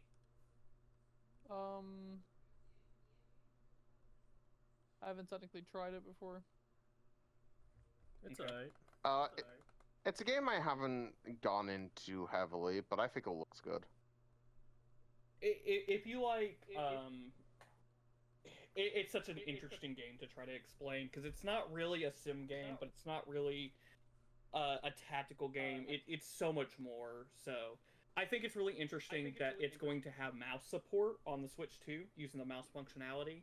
So that's kind of dope. I wonder how it will run because on PS5 and Series consoles, it is having issues. So I'm wondering how it's going to run on the Switch 2 specifically. Let's go for a big boy, Kirby and the Forgotten Land, which is getting a new DLC with this version. I can't I'm wait for more excited. Eldritch Horror lore. I can't wait to become I can't wait to terrorize Dreamland once again as a literal mini terrorist. Eh, You cannot tell me Blue. in their world that Kirby is not considered a terrorist. fair. I mean, Just he remember in Return to probably is. Dreamland in the grasslands, the rocks in the background looked like tombstones, and the joke is that he got them on a deal for everything that Kirby is going to kill. Eh,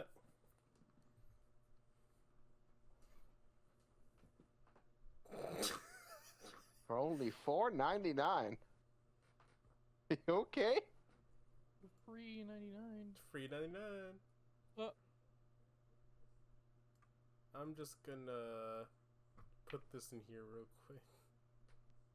It's another update. Just continue, Christian.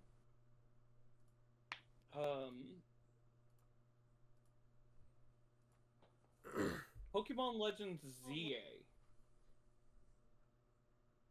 I can't wait to sneak attack trainers.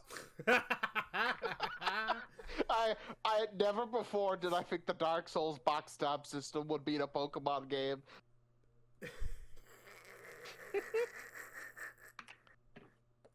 Cause Yeah. have any of you seen the meme where they've kind of it's just, hey, a trainer with like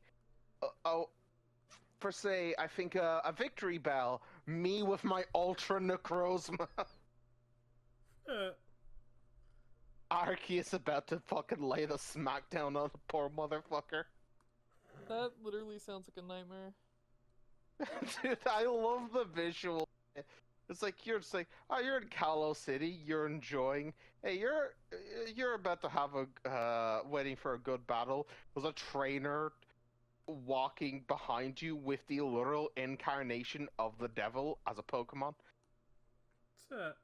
My question is the system exclusive to just hitting the Pokemon, or can we hit the train?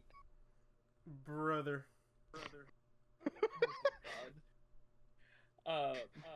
Now, I saved these two for last because I'm super excited because I wanted to do a replay through of Breath of the Wild, and finish up Tears of the Kingdom. But them getting upgrades in 60 frames looks so good. With the HDR support on the system, I can't believe how good those games look on Switch 2. Yeah, and I do can't think it's wait. also funny that they're releasing a GPS system for your phone for these games. Oh, Yeah, I that's want great. Japan to track my Support. data. By the way, and I can't wait for these to come out, all for Doug to just do another randomizer video on it. Never touch it again. Right. Luke, did you get a chance to look at the trailer for Tears of the Kingdom and Breath of the Wild coming to Switch 2? I did not. Yeah, no, it runs at a clear 60, Luke, and it is beautiful. It looks so good, dude. That's good. Let's talk about cripple basketball, guys. Drag X Drive. Wait, what?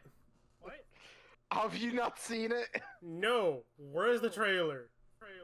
It is hold on. Tree v Tree, basketball in wheelchairs. And Now you use this the is the mouse and DEI I controls want. to play it. This is my kind of DEI. Let's go. Everyone can be a crippled. How did they get the go-ahead for this? This is the wildest thing. I literally was heading to work and I watched the trailer and I went, oh no. Let's go. Rocket League in wheelchairs. Hell yeah. Oh no, we need to be able to backflip slam dunk a man into the ground. But yeah, no, and I watched a YouTuber I watched, Mr. Matty. He actually played it. He said it's actually controls a lot better than he thought it would. By the way, I found Oh. this. But any comments on Drag X Drive, guys?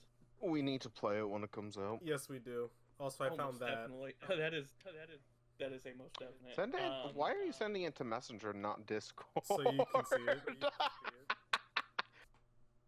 Dylan, I can now- pull Discord up on my phone. Oh, okay. What do you think I've been sending the images on? Oh, Yep. fair.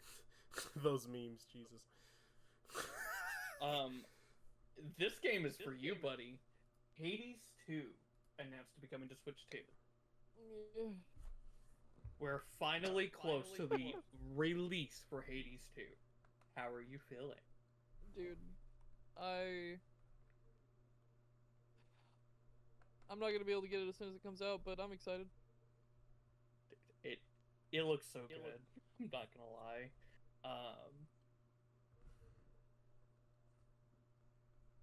Anything from you two guys about Hades 2 with our a fatal attraction to godly creatures?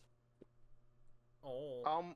I haven't gotten to play the original one, but I've seen a lot of Lucas playing it, and it is a game series I want to go ahead and play. It's just other shit at the minute, but I'm excited. Yeah, I'm pretty yeah, goated. no, I know what I'm ready for. Wait. I'm just glad it's Alright, not like a Nintendo exclusive game, because that means it won't be $80 fucking dollars. Wait. We'll get there. We'll get there. Wait, I just realized something. The next Toma... Let us get to it. It's not on here. Oh wait, is that game not on there either? No. It is probably No, gonna have it a is. Switch 2 port. It's coming out in 2026. Nope, that's Dylan. Tamagotchi. Wrong game. Yep. Oh, It's not on here. Read. Oh, dude, he lagged, so it sounded like he said that.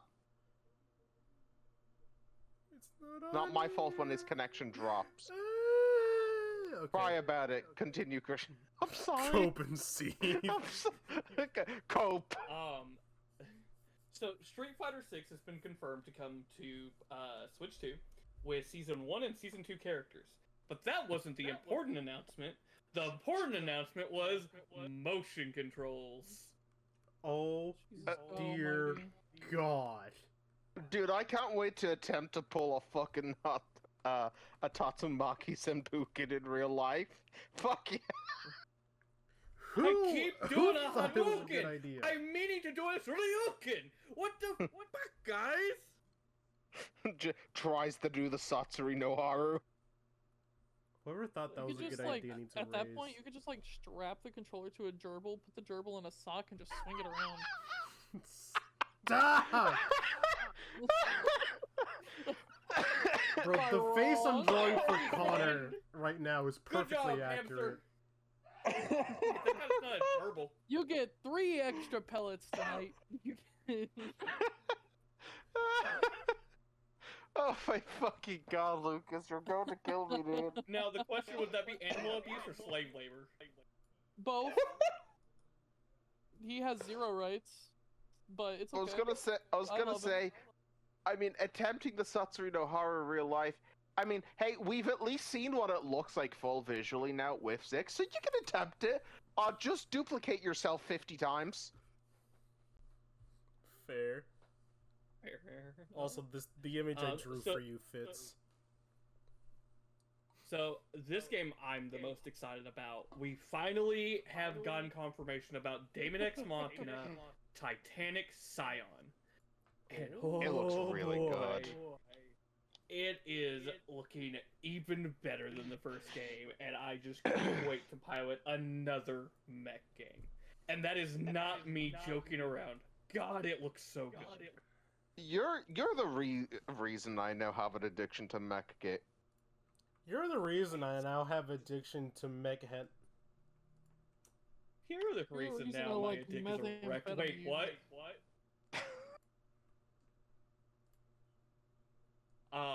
So there's Anyways. not too much to say with Daemon X Machina.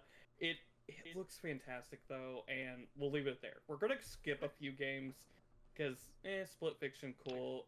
EA Sports FC don't give a shit. Madden don't give a shit. But Tony Hawk Pro Skater 3 and 4 and the new SpongeBob. Let's level go, announced. new Tony Proskater!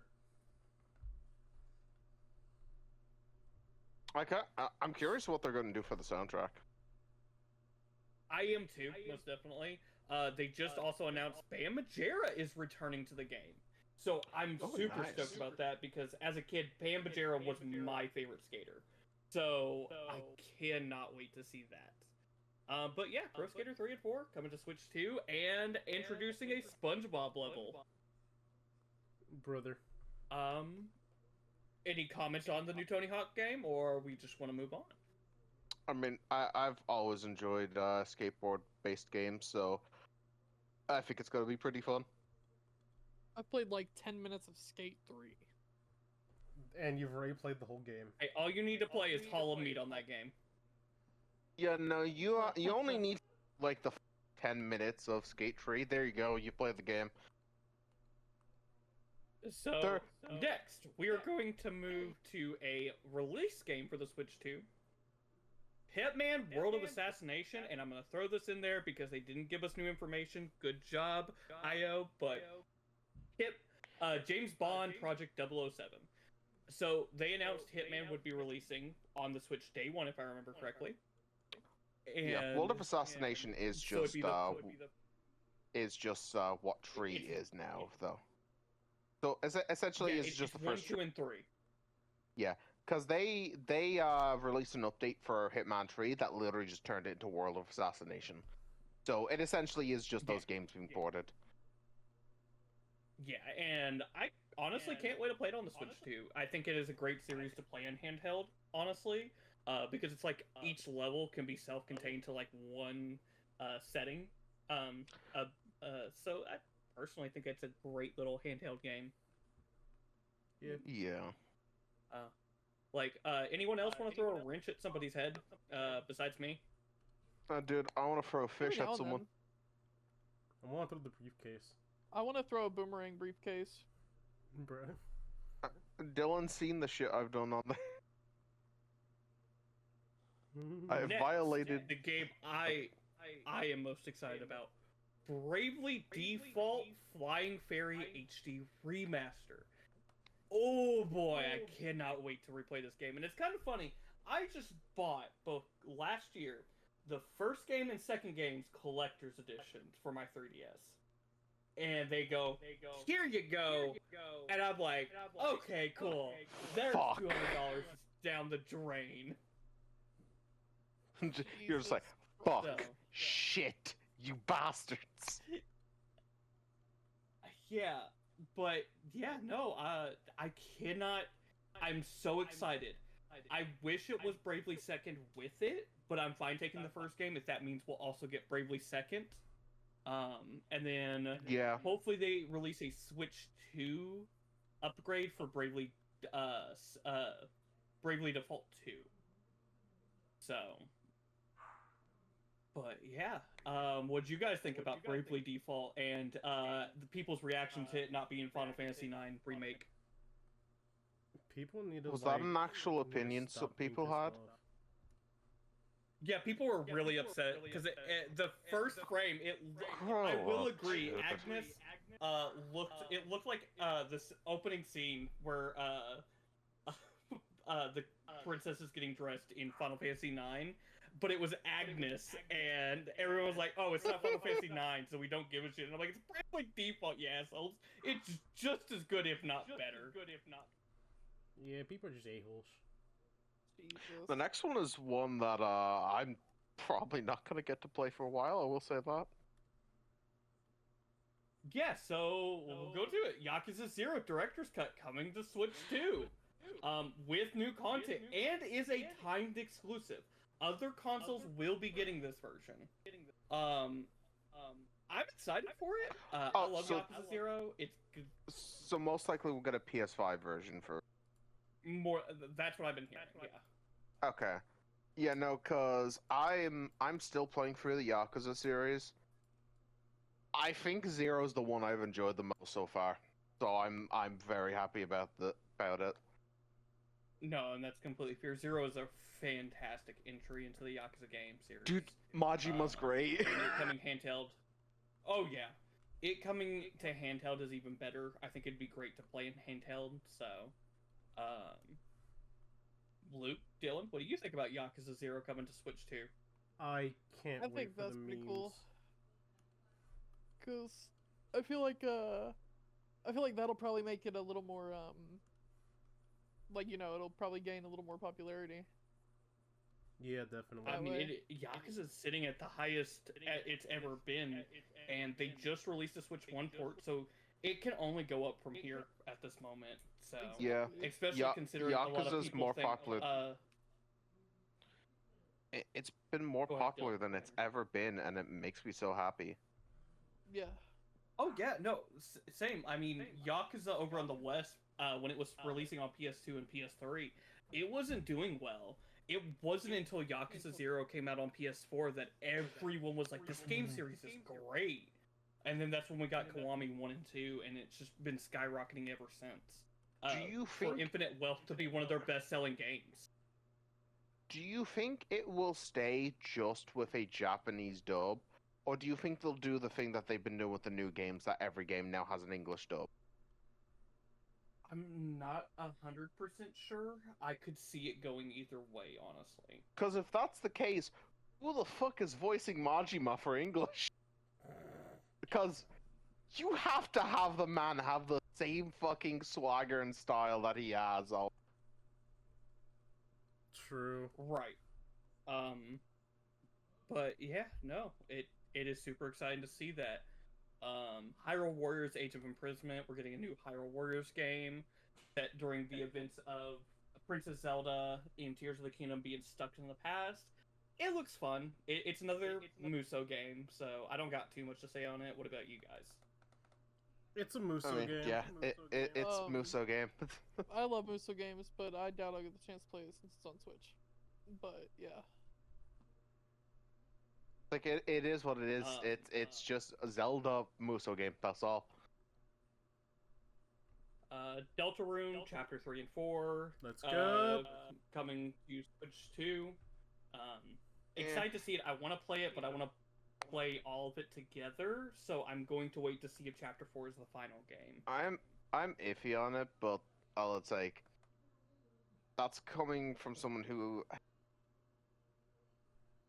um, it's not a series I've played heavily, so I don't have too much opinions on it. Fair. Like I enjoyed Undertale, but I don't have the same, I guess, hype level for it that other people do. That's valid. That's fair. Um, That reality check has been played to all goddamn hell. uh, Borderlands 4 coming to Switch 2 also. Super excited for Borderlands 4. I might pick this up on both consoles just because I'm super excited for the game. We so I get can't to wait to continue. see how it goes. So glad we get to continue our playthrough, like so Yes. so early, because like we were gonna do Tiny Tina's, and I was like, part of me was bummed because like, oh, that'll be the end of Borderlands, and then we got this announced. I was like, fuck yeah. Yeah, and super soon, September if I remember correctly. So Yes. not too far away, which is nice. Yeah, we have enough time to Which finish it, 3. you guys have any comments on Borderlands 4? No, I haven't actually even I haven't seen anything for it yet. I knew it was coming, but I hadn't seen anything for it yet. Yeah, neither have I yet. Yeah, it looks super fun. They're adding a lot more mobility options. The I love how areas the are gonna be gunplay looks. 10 times. I think they said they're gonna have seamless loading, so the areas are gonna feel more open because of it. Oh, I that's can't wait good. to see how that works. Yeah, so I'm curious on it because I don't think they outright said it's open world. I think it's seamless loading though. Dude, the fucking gunplay looks insane. Oh yeah.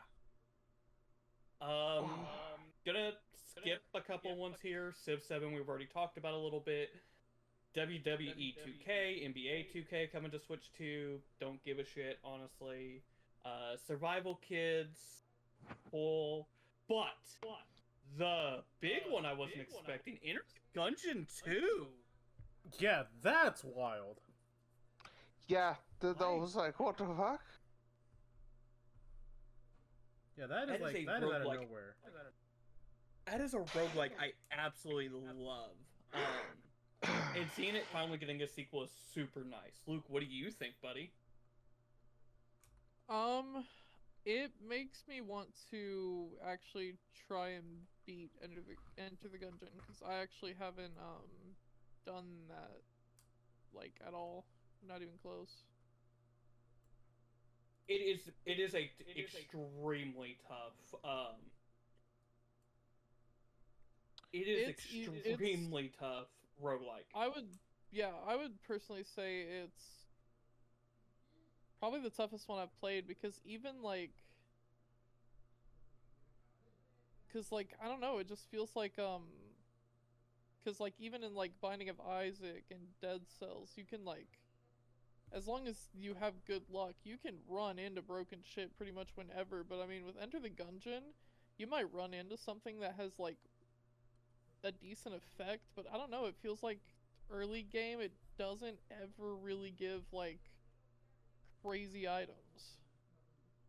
Yeah. Its RNG it is a feels lot more hardcore. it feels like the quality does have a higher chance slowly as you go up in that one. Yeah, it is definitely got a higher RNG than most of them. Yeah. Hey, Connor, how is your hair now? Is it way shorter, curly? What is it? I'll send you a picture later on. That's just easier. Alright. Because I don't know how I would describe it. Alright. Yeah, and then I'll just need later on what you guys normally wear.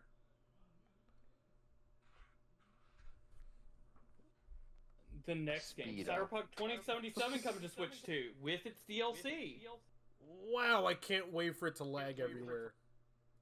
Yay, I get to be depressed while outside of my house. I get to be depressed while taking a shit. Dude, you know you're not gonna leave the house. It's okay.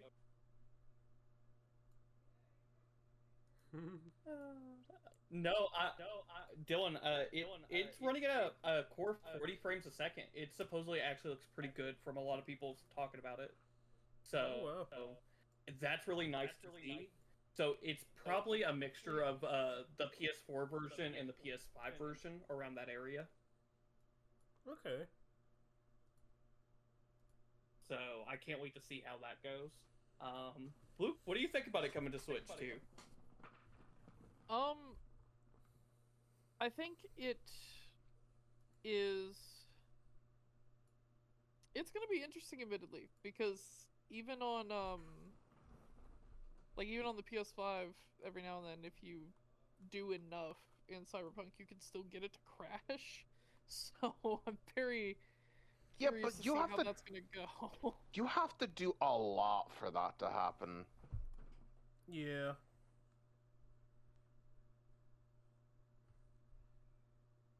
Hey, it's CDPR. I like them. I'm gonna play it. I don't give a shit. I'm biased as shit. I'll admit that. As am I. But Final Fantasy VII Remake Integrate coming to Switch 2. Now, what is interesting about that, and I actually have had to bring it up to a couple people, this is the PS5 version specifically, because it's including the Integrate DLC, which was exclusive to PS5. So, we are getting a higher end version of it, and this is what made me start to think the Switch 2 is a higher end console than what we originally believed. This is also probably This is also probably their way of kind of really pushing the hardware to test it as well, if anything. Yes, it didn't get a release date, so I'm curious on that. Yeah, it's probably their way of saying, hey, we need some pretty big games to kind of push our hardware and see our limits. These are perfect games to do that. Yeah, most likely. Yes. Luke, how do you feel about it? I'm sorry, what was the game again? Final Fantasy VII Remake. Final Fantasy VII. With Intergrade. Okay, sorry, I had to check my phone. My mom was texting me about something. She didn't want to come in here and bother. You're good. I think I'm honestly surprised that it didn't happen, because I assume it's not on the original Switch, right? Nope. Yeah, no, it's not. Yeah, no, definitely. No, Yep. It's on PC and PlayStation. It hasn't been announced for Xbox yet. So this was their announcement of where it's going next. That's wild that it's gone to Switch over Xbox. Yeah, I am a little surprised by that too. Oh yeah, it might change, but just funny that it's Switch first. Yeah. I will say, for the rest of the games, there's a couple, Right Out Remastered, No Sleep for kind of my date that I'm excited for. I know you're excited for Arcade Archives Ridge Racer, Dylan. Yes! Ridge Racer! But, Shadow Labyrinth looks really fun as a Metroidvania and a darker version of Pac-Man, so that looks fun. I'm excited for Rune Factory Gardens of Azuma. Can't wait for that game. I love the Rune Factory series, but out of all those third-party, I don't think there's much left to speak on. Besides one other, well, two others technically. Elden Ring is coming to Switch 2. Oh man. With its DLC. Oh god. Huh. I cannot wait to play this game more on the go. This is especially at not having to worry about settings, because I of course have a ROG Ally, and I of course have an MSI Claw, and I can say right now, trying to get Elden Ring to run at a pretty decent area that I like with battery life is a hard mix. So it's kind of exciting for that. What do you guys think? I can't wait to see people getting mad in person. You just got louder for me, but I sorted it.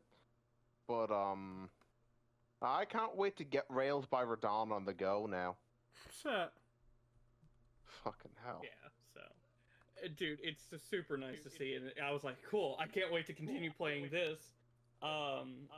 Next we'll go for another big one, the Duskbloods, From Software's next new IP. Very Bloodborne coded. It's so crazy that we're getting a spiritual successor. Game.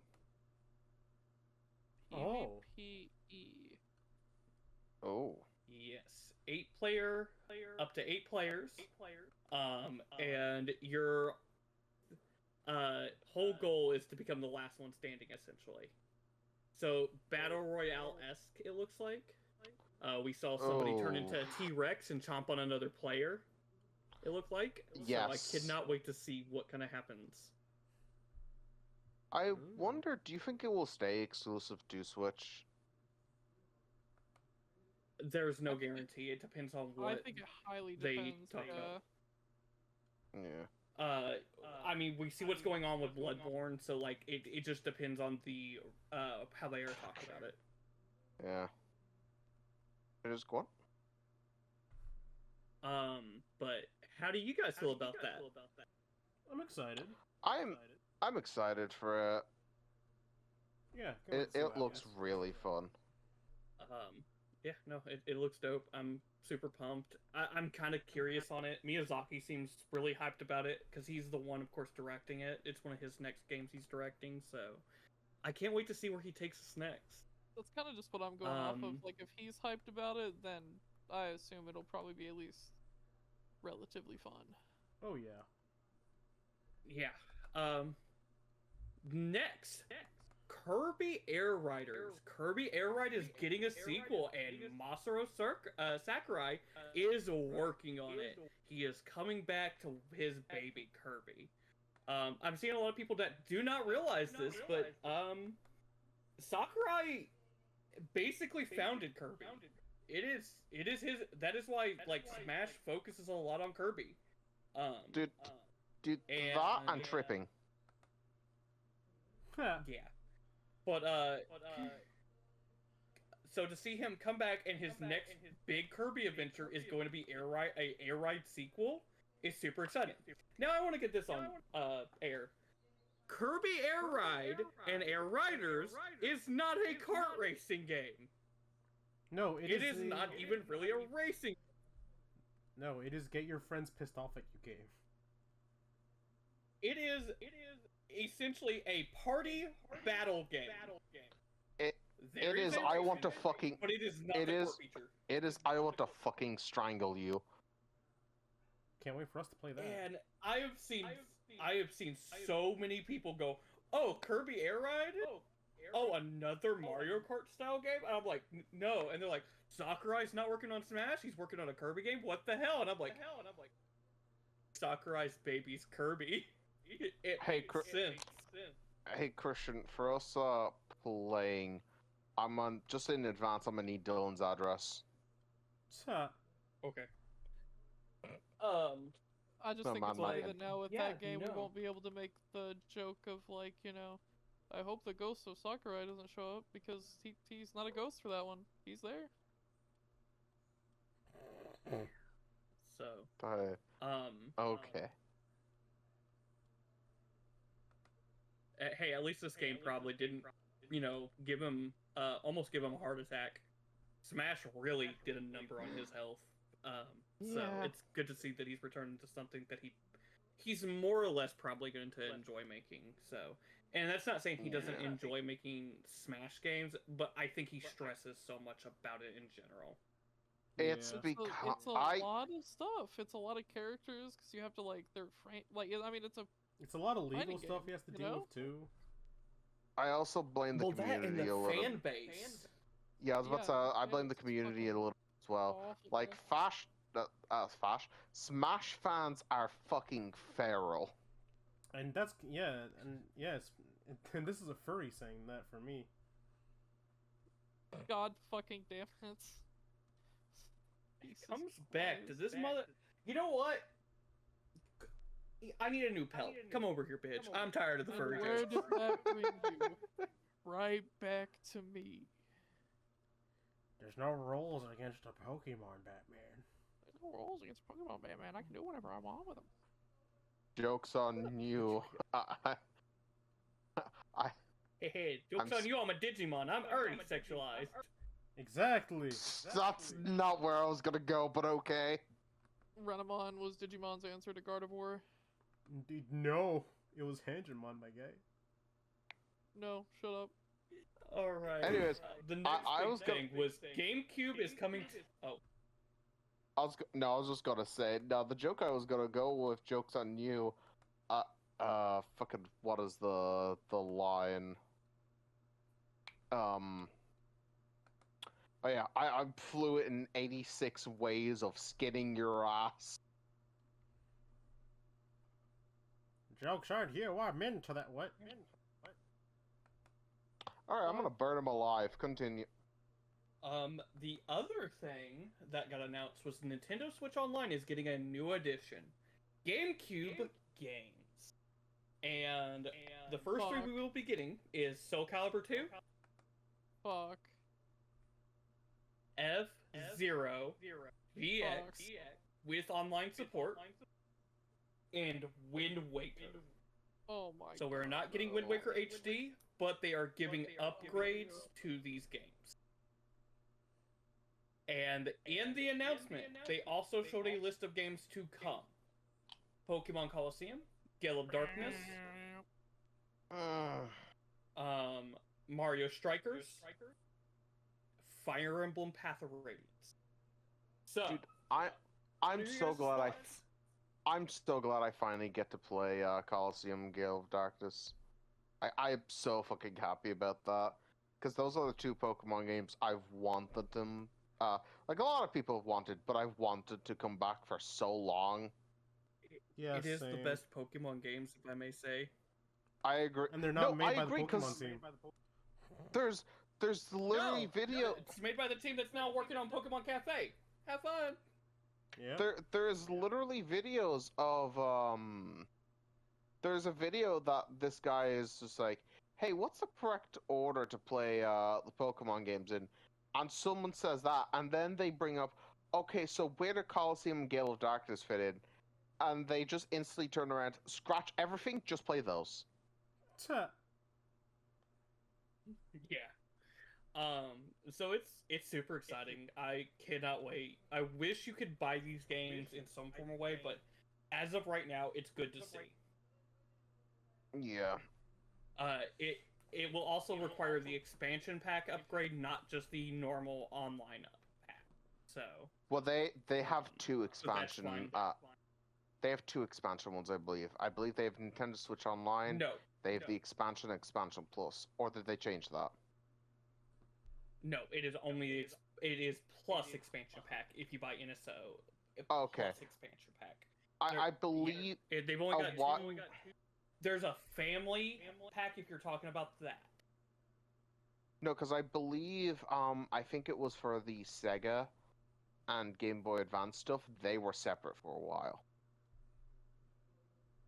The Game I wasn't Boy I wasn't Advance able to use stuff and them. all that were. If you're in the expansion pack, those are part of the expansion pack upgrade. Oh, Same with okay. Yeah, that's N64. what I'm thinking. Yes. Oh, because I was able to use NES some of them. and SNES. I don't know. It's Nintendo, dude. They're just as confusing. Probably check it. Well, you talk. But Metroid Prime 4. How do you guys feel? I'm pumped. I can't wait. This game looks so fucking good. It's about time. It's about time, boys. I haven't really gotten to play the other games, so I don't really have a major opinion there. Okay, so just to say, I just looked up. Yeah, this is what I was thinking of. The Nintendo, Super Nintendo, and Game Boy came with the normal stuff, where there's the N64 pack, and then there's the Game Boy Advance pack. Because I'm Yeah. looking at it right now and it says that has two things saying expansion packs. I'll actually send you a picture of it.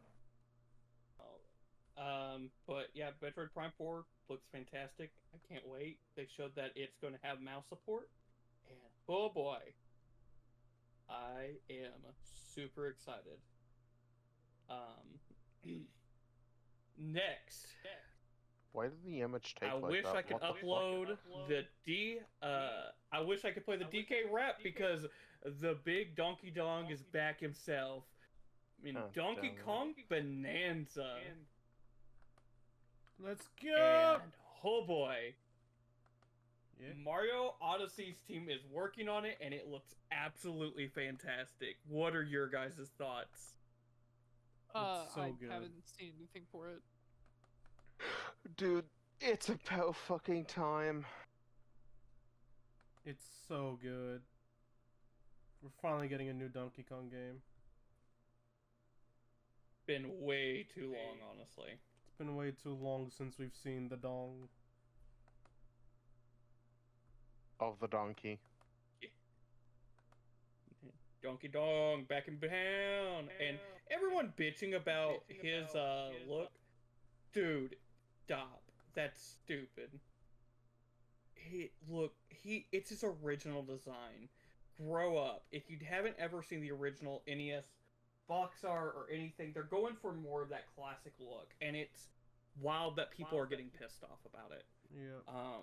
So It makes I me don't worry know. that peop- it's so stupid. It worries me that people don't know that that's the old look, and it's just like, you know, you can tell how old certain Nintendo fans are. Yeah. Yeah, and I mean the big thing is like I think they're trying to go back to that because Ooh. Rare designed the other Donkey Kong design that we're so used to now. So it makes sense that they're like, no, you know what, we're going back to the classics. Yep. Now this is one of the few games that like we got a confirmation price wise on. There are a couple others, but we won't worry about them specifically. This is a new IP, well, a new game in the Donkey Kong IP. So it is $70. So this is the second Switch game that I think is $70 besides Tears of the Kingdom. I could be wrong on that, but I think it is. But they did announce that. At the time, And then we'll talk at the about time the we're last game. recording this.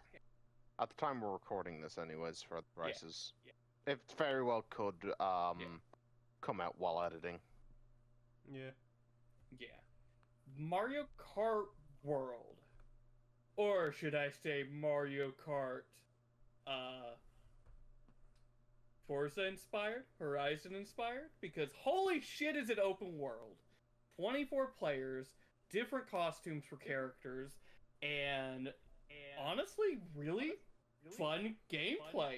New additions between grinding, riding on the side of walls completely. This game looks super, super dope. Oh yeah. It looks really good. It looks like they put a lot of time into it. Dude, it looks so good. I just can't. It's wild to me. I'm curious on how unlocking new carts will be, of course, and everything. And then, of course, I would think you would have to unlock characters, but I don't know. So, I don't know. I'm intrigued by that. Make it how you unlock characters the same way as Mario Super Sluggers. Shut up. No. They tell him to be quiet before he speaks the facts. Yeah. But dude, it looks super fun. I cannot wait for it, and I think it will be a great time. Now, here's where we get to a fun bit. This Alright, has been Lucas. a thing online that people are annoyed with. Mario Kart World will be $80, and now it is confirmed that it's not going to be 80 digital, 90 physical. We're seeing a lot of retailers actually posting it for 80 physical also. But it has thrown a lot of contention into the air about how games should be priced. And Nintendo said this will be based on based on very special critiques they're going up with. I need to say real quick, I just double checked something. It's 90 over here. You live in Europe, it's fine. I know, but like, fuck me. That's specifically what they're doing. Okay. I hate you for that one. To be honest, how many times have we discussed gaming and prices, and you are always paying more than I am? Fair. So I don't shock you too much with you, sadly. Except for First Berserker Kazan, which is the actual retail price.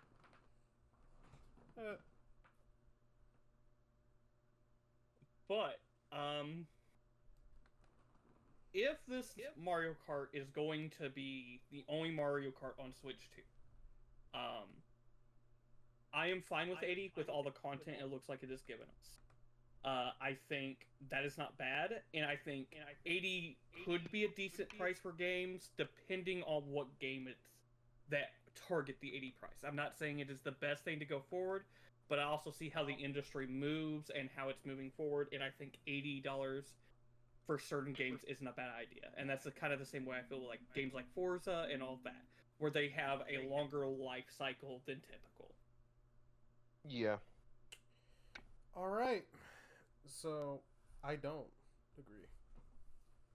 Yeah. You and me both, buddy. You and me both.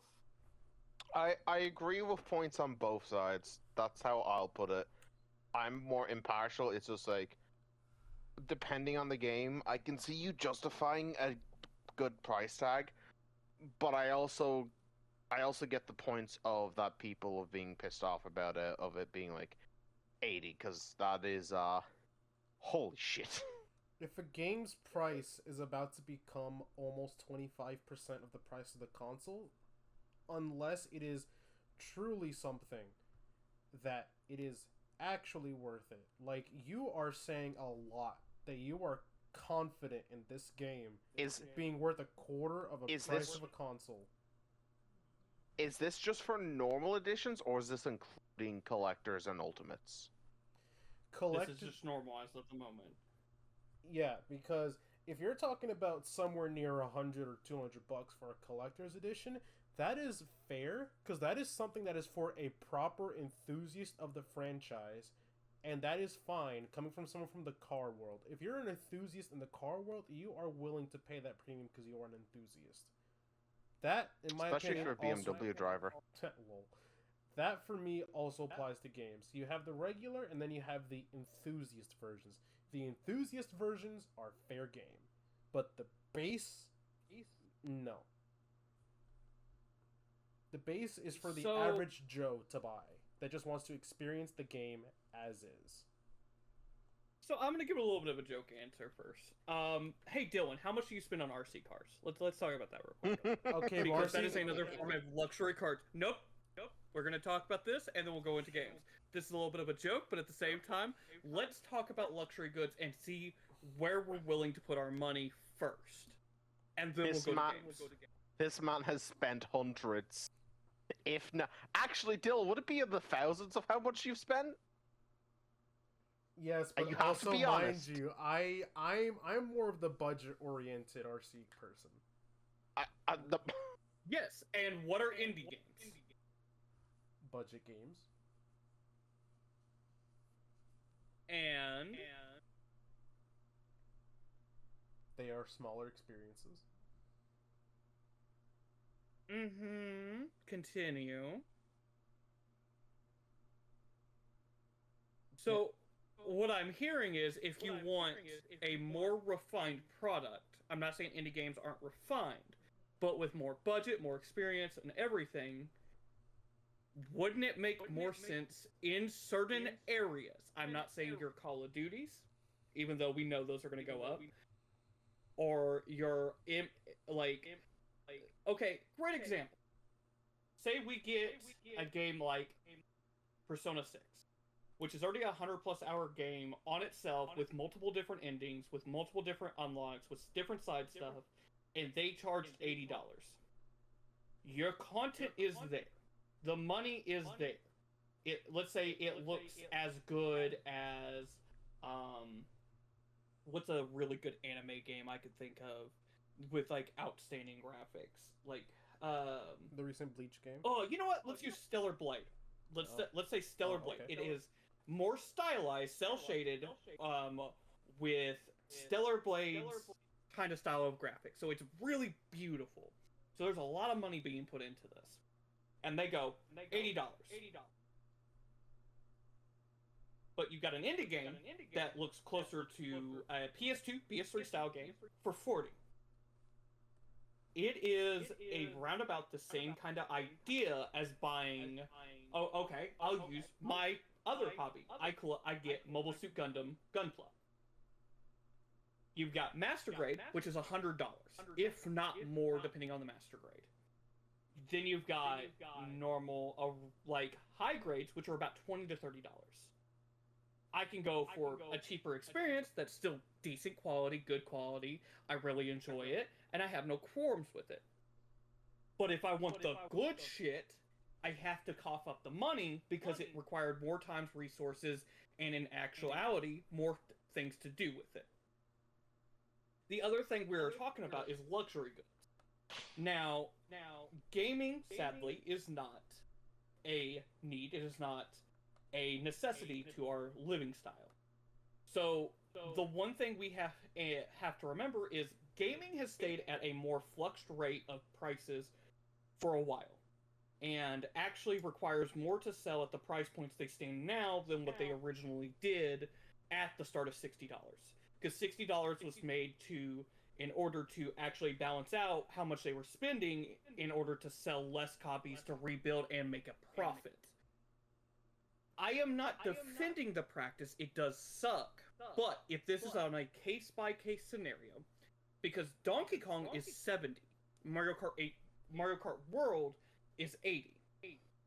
Now the other thing to remember is they have sold us Mario Kart 8 twice for $60, and on the second time they released an expansion pack that added more maps and characters. Deluxe only added, I think, 4 new characters at launch, and I think 1 set of new tracks. So, the other thing is, this is Nintendo we're talking about, which is known for a lot of weird business practices in a lot of ways, and I'm not saying it's right, but what I'm saying is, if World is going to be the experience itself for the Switch 2, we are not getting another Mario Kart game. Maybe we get an expansion pack, which I'm fine with, as long as the expansion pack shows that it is worth it. Then I am fine with that, because that means this game is a staple game rather than, oh, here's Mario Kart Global. If in 4 years. Then I'll be like, that feels a little unjustified then. Because it's like, there's a different way to look at it. Now, unless Global is a completely different style and everything like that, and there's like a different attributes and stuff, then maybe. And also 4 to 5 years is a decent gap. So I'm looking at it as a way as it does suck, and not everyone can afford. But the other thing is, most people, 90% of most people only buy 1 to 3 full price games. It's a low amount of buying full price games, and it's usually staple games like your Call of Duties, like your sports games. But no one spends, unless you're an extreme enthusiast like you are in RC cars, Dylan. No one expends that much usually. It's a minority rather than a majority. The other thing is we're seeing the game industry bleed a little bit because of the spike increase we saw during COVID. And companies not understanding that was only a limited time kind of thing. So it's one of those things I look at and I think about the trajectory, how we're looking, and where it's going. I'm not saying it's great, but at the same time, there's ideas that you have to put in thought, and it does suck. But it comes down to, at that point, did you really want it? fair. The floor is yours, buddy. Take it. I mean, it's fair. The problem I have is that, and I've always said this, and again, this is how I see everything, especially because of the car market. I don't Now we'll want... stop you there. Cars are more of a necessity. They do have luxury goods. I do want to emphasize that. Yes, again, I'm talking about in terms of like, well, no, I'm talking about more in terms of the dealership scenario. And I'm using this as an analogy. I know it's a wrong analogy, but I'm using this as an analogy for my case of why I think this way. I don't want it to be how, like, Nintendo is the Toyota setting the MSRP, and then you have the third-party companies being the dealers, such as EA, or, like, Ubisoft, or other studios, being like, oh, because of this, we can also do that. And being like, oh, we're gonna put our yearly release game that we're just reusing a decent amount of assets for anyways, we're gonna put that shit up for $80 as well. I don't want that to happen. That is terrible. And the reason why is because I do think I am perfectly fine. For example, the new Bleach game that came out. I was shocked that it was only a $60 game. I thought it would have been a $70. I would have been willing actually to pay the $70. That is such an amazing game that you can tell they took their time, dedication, artistry, everything. To me, that is a $70 hell. If it was on the Switch for $80, I'd pay $80 game. I have no qualms with that. Right, and I agree with you. I am not arguing the point of your Call of Duties and all that. That is, I think, we're in the same idea. You're going in the left-hand field where I'm keeping straight and I'm going, dude, come back. I'm not talking about that.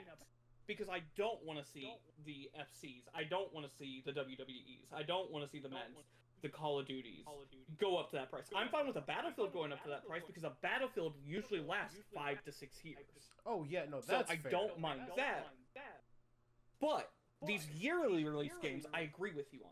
But I will also say Assassin's Creed went up to $80. I wouldn't mind it because Assassin's Creed's not a yearly release anymore. So when I look at it, I'm sitting here and I'm thinking about the trajectory and not the idea of something like, oh, is Call of Duty going to be 80?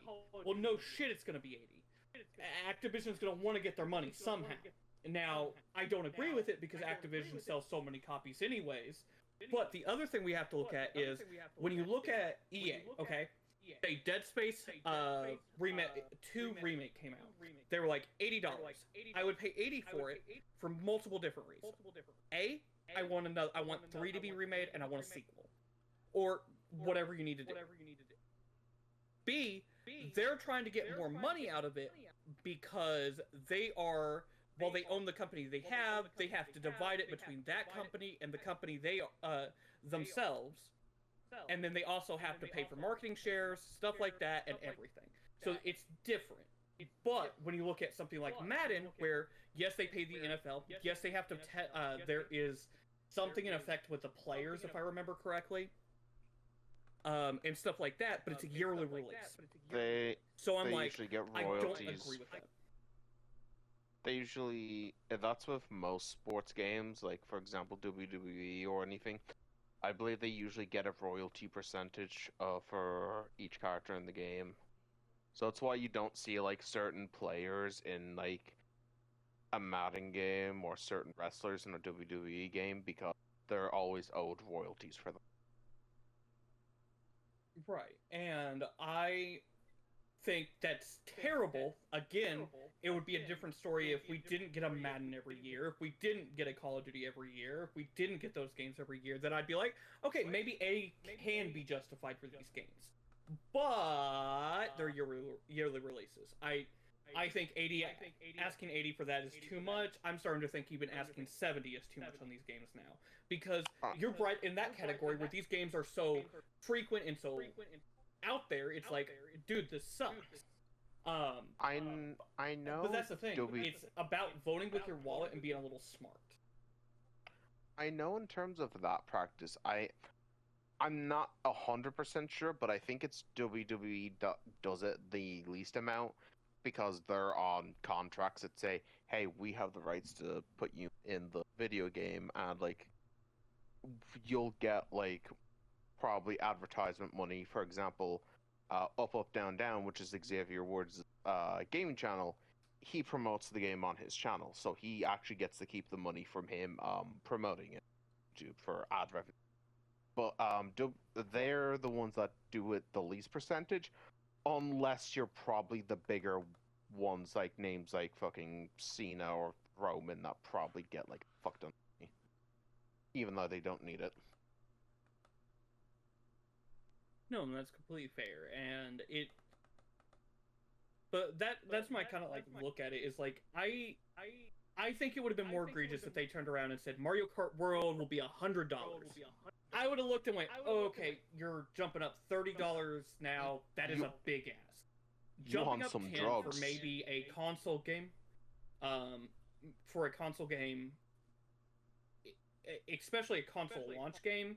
Plus, remember, we already talked about how Mario Kart World is going to be a pack-in game if you buy the bundle, which is going to be an extra $50, meaning it is a $30 drop-off if you want to buy the digital version with the console itself. Which, that's fair. I can still only personally justify it if they do it with the stuff that's not like, yearly releases. Yeah, I agree. Right, and that's why I'm like saying otherwise, World I personally can't, I mean, this is a joke, buddy, but you don't gotta worry. What? I got you. Well, I was gonna say. It was I was more gonna just say. like my thing is like, because video games have kind of always, obviously it's a little different when I'm having one of my ADHD burnouts, but video games have mostly always kind of been like, kind of a coping thing for me. So when like, the coping thing is like slowly getting closer to like a price that's really hard to actually afford in my current scenario where we usually don't have a lot left over after paying bills and everything, yeah, it's kind of It's the same thing it's a with movies. little difficult. I'd argue it's the same thing that's going on with movies. Because movies were meant to be poor man's commodity to just exit from life, and then they've just gotten so expensive with tickets. Like ticket prices gotten so high. It's usually how it is. Well, there's a ticket prices actually stay the same. It's not. You're thinking in the wrong area. Ticket prices about the same. Actually, it's about ticket prices. I'd say those are. I mean, yeah, they're expensive as shit, but I mean, I'd say those are a little. I mean, it's. Slightly more understandable for the business. Nintendo, they don't need the fucking money. They've got enough. There's no sense. When we went me and a couple four other friends, we went and watched Craven. I bought the tickets. It was $60. Yeah. It was more for us to buy drinks and popcorn than it was to buy the tickets. So I would argue, no. Again, you have an idea that's right in theory, but used wrong in category. That's fair. So, it's just one of those things that, like, I'm not saying it does suck. I'm not saying it's right. It comes down to, like, okay, for a great example, these games that get announced early, the ones you're looking forward to most, I know a lot of people say don't pre-order. But I say judge with what you know you will like. If it is a game you're going to like, it's going to be $80, or at most, and I know this is a foreign concept apparently for a lot of people, when it gets announced, you're looking forward to it, take that money, save it up. Take $5, $10, $20 from every paycheck, set it aside. Do that for your hobbies that you want to pay for. And eventually, you can get it. Here's the thing, I'm a game collector. I have 2 Metaphor Collector's Editions. I have the Dead Cells Collector's Edition. I have Blasphemous 2's Collector's Editions. I already talked about the Bravely 2nd and Bravely Default Collectors. Persona 3 Portable. I have the Limited Run Collector's Edition of that. Assassin's Creed Shadows, bought the collectors of that. Like, the thing is, those are hugely expensive items, but it comes down to managing your money in a way that not only benefits you to become more efficient with your money usage, but also to help further your passions about things. Haha, key there, passionable gaming. Haha, funny. I said the thing. He said the thing. Kill me. Die. Gulp. I got a screwdriver. So it's just one of those things that I'm looking at my Fire Emblem Fates special edition. That was $500. Jesus. That's where it comes down to being smart with what you want and understand what you want. I get it sucks, but at the same time, if you manage your money well enough, you can still get the things you like and not make it hurt as bad. But it just depends. And it comes down to being smart and understanding economics a little bit, I guess. Now, I'm not saying that we don't live in a time where it's a little bit harder to get you stuff you need, but it comes down to sitting down, writing down your payments, what you're doing, how much you make, and start calculating what you need to do better. So I'm fine with certain games going up to $80 as long as I feel like it's a justifiable reason. Yeah. So. Yeah, I completely agree. Yeah. As I said, it's never that But I have it's not that I have a full problem with price increase. It's price increase with quality. To me, it's them. It's not with Nintendo. It's with the other people of the game industry. I know Nintendo's gonna make quality to justify the price. My problem is not everyone else's. Hello? I'm here. Oh, it's just no one else responded to what I said. Yeah, no, we wanted to make you feel like you were crazy. Okay, fair enough. Oh, it's mainly just because I already. I mean, nothing's gonna change my mind about looking at Nintendo as probably some of the greediest assholes in the gaming community. So that's. I mean, that's what. Yeah, we've pretty much put our opinions fully forward. I will say this about what you just said, Luke. Nintendo is greedy. Do not get me wrong, but they're greedy in the weirdest sense. Yeah. Why have we not have re-releases of Pokemon for $60? Right? Why are we not having re-releases of Zelda for $60? So it's like Mario Kart Again, World is yeah, I can see where it comes off as greedy, but they counter argument they could be so much worse right now.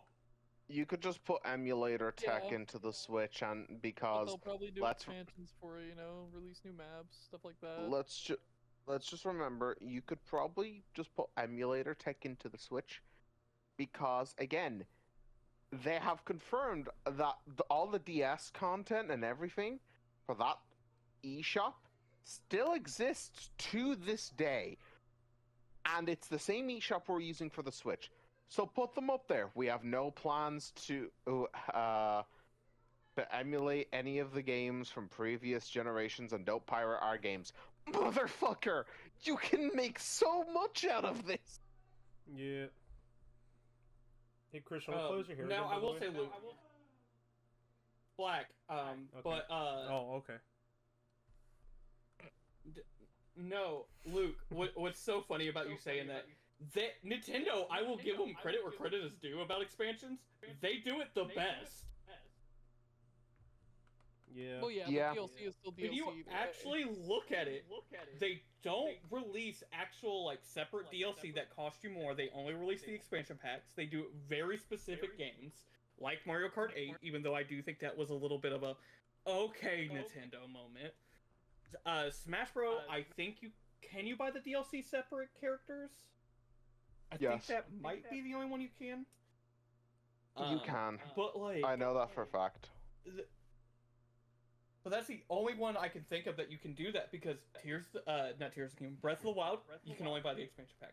Pokemon, only buy the expansion packs.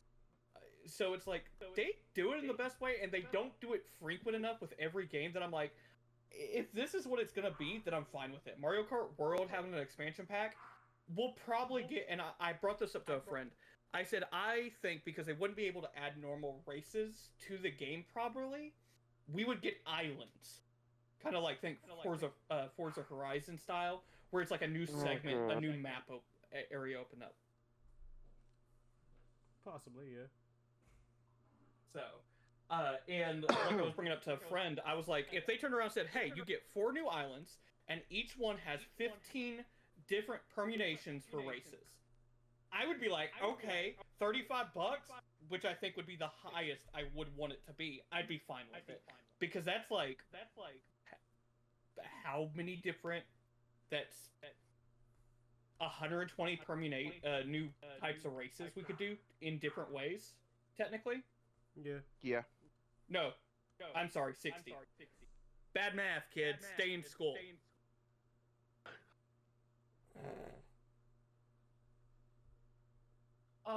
But like, 16 different ways to race between new islands and all that. I think that would be a fair asking point. $35.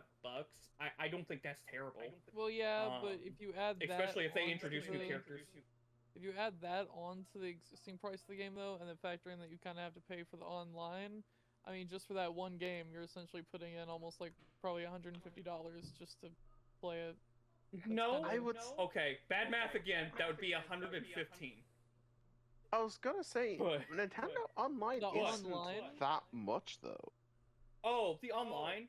Well, if you buy the online like expansion pack and you don't get, say you don't have the family, which I think it's like $50-$60, you can Want me buy to that check? for a year, and that would be completely separate. If you want to, but I want to bring up another fun fact, Luke, that you bring this up, and I actually talked to a friend about this. So I'm gonna look at Modern Warfare. No, better yet, World at War. Real quick, DLC. Nintendo Switch Online with the expansion pack stuff, is about 40. I believe online itself might be around 20. No, I don't want to terminate automatic renewal. Fuck Switch. What? Okay, here's a great example of how, and this would have been the same way on 360. So I'm looking at World at War, and this is before. So this is when they started introducing map DLC. No, Call of Duty 4 had map DLC, but World at War, okay? They were $10 a piece. A map bundle pack was $25. So for $30 or $25, I think you got 3 maps. Let's see. I'm looking at PS deals. Nightfire, Knee Deep, and Station, and then it gives you a zombies map. So essentially you get 4 for $10. So you get 3 multiplayer maps and a zombies map. Okay? Now, factoring if you had this on 360 and you had the yearly pass, which was $60 for Xbox Live. So game was 60, DLC is 60, and the expansion is 25. You're looking about the same amount of price in a weird way. Yeah, and So, this is that's where pretty I'm much like- why I don't like DLC in general. I've always kind of been against DLC. So this is a totally different conversation, but DLC I like if done right, and I've always hated Call of Duty DLC. But on the vice versa, I do like the Mario Kart style DLC where it adds new races, usually with 1 new Grand Prix and a new character. And like I said, you get Mario Kart 8 actually had a bunch of DLC it dropped, like a whole lot. It added, actually, no, I think most DLC for Mario Kart added 2 Grand Prix, didn't it, guys? Yeah. Yeah. So you got 8 new maps. 8 new maps, and sometimes a new racer, if not 2. So I think that's not bad. Forza Horizon has another great DLC practice. And that's like the Hot Wheels levels, the Lego levels. And I think those are another really good foundation. It also has. Well, Call the of Duty's character- always done it shitly. just to go on Forza, it also has the car pass, which gives you how many cars is it now, Dylan? The car pass, I think, which is like the first few months, I think, gives you like a car every week. I think there's like 10 or 15 cars there. Yes, and they're all decent classes. Not only that, there's Yeah, also the welcome pack, which gives you a few free cars, which comes with the other stuff. yeah, and I'm pretty sure after the And first car season passes when they start doing the seasonal rewards instead. yeah, because you can earn everything in game. Not only that, and if there is like separate car packs, they end up releasing a thing to say, "Hey, this is the pass for the pack," and I don't even think it's that much. You actually save a lot of money with it. Yeah. You can get probably like about almost like would 50 plus be better? Or would be maybe near to 100. I would say, yeah, near to 100 cars. Yeah, like just for all that. But yeah, no, I get what you're saying, Luke. The other thing it comes down to DLC is you don't have to buy it. Maybe they'll do it different next time. No, it comes down you to don't voting have with your to. wallet on those kind of situations. but a lot of times, usually, if you play those games with people, those other people will get that stuff, and then you won't have it, and yeah. So there are FOMO, yeah. issues with things like that. But I mean, Dead by Daylight is a good example of this. There's like killers I want and stuff, and I have a bunch of friends that do play it. But it's like, I look at it and I go, you know what? I'm good. I don't feel like it's worth it. Yeah, and that's sometimes how I feel. But that's the thing. It's just like I don't mind DLC when it's done properly. Of course, expansions, DLC, there's different things. So it just comes down to how you feel about something rather than how bad it is. Does that make sense? Yeah.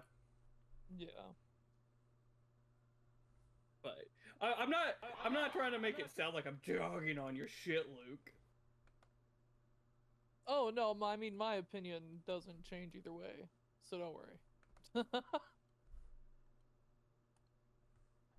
It's okay, buddy. We just get good. Yeah. But no, it's just like, well, okay, fun question. Actually, what is your opinion on expansions? I mean, it's DLC. Not really. So, I mean, this is where depending DLC on and the expansions game gets miscommunications. Yes, the miscommunication of expansion and DLC is completely different. But like MMOs have expansions. Cyberpunk 2077, that was an expansion, not a DLC. Witcher 3s were expansions. I've always looked at map packs as DLC, whereas something that adds more story, content, gameplay in the sense of like anywhere from I would say 5 to 10 hours to 10 to 20 hours, if that makes sense. If you get more, cool. Like about as much as the base of the game or more with it, then yeah, I could let it slide there. But if it isn't about the same or more, then I don't know. That doesn't really add up to me.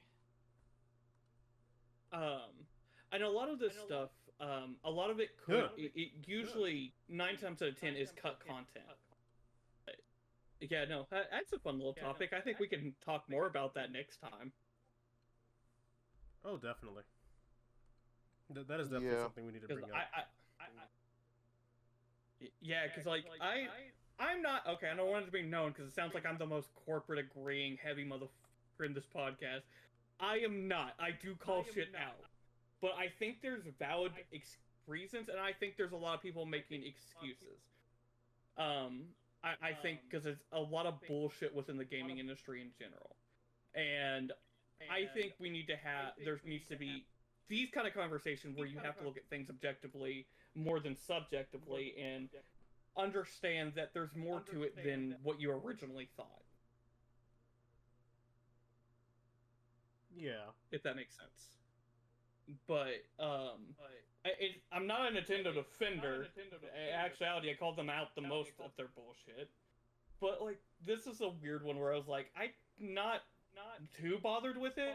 I think it would have been different if they went Metroid Prime 4, Donkey Kong, and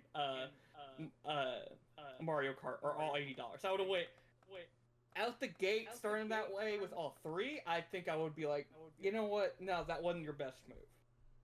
But having one that seems more like a forever game of the system, hopefully, and the other two possibly being $70 games, I don't mind it as much. We'll probably just have to find out when they drop the full prices.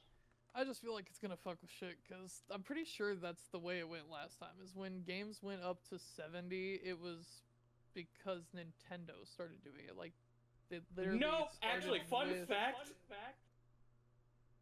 that was not, it was not Nintendo, it was 2K, it was NBA 2K basketball. Yep.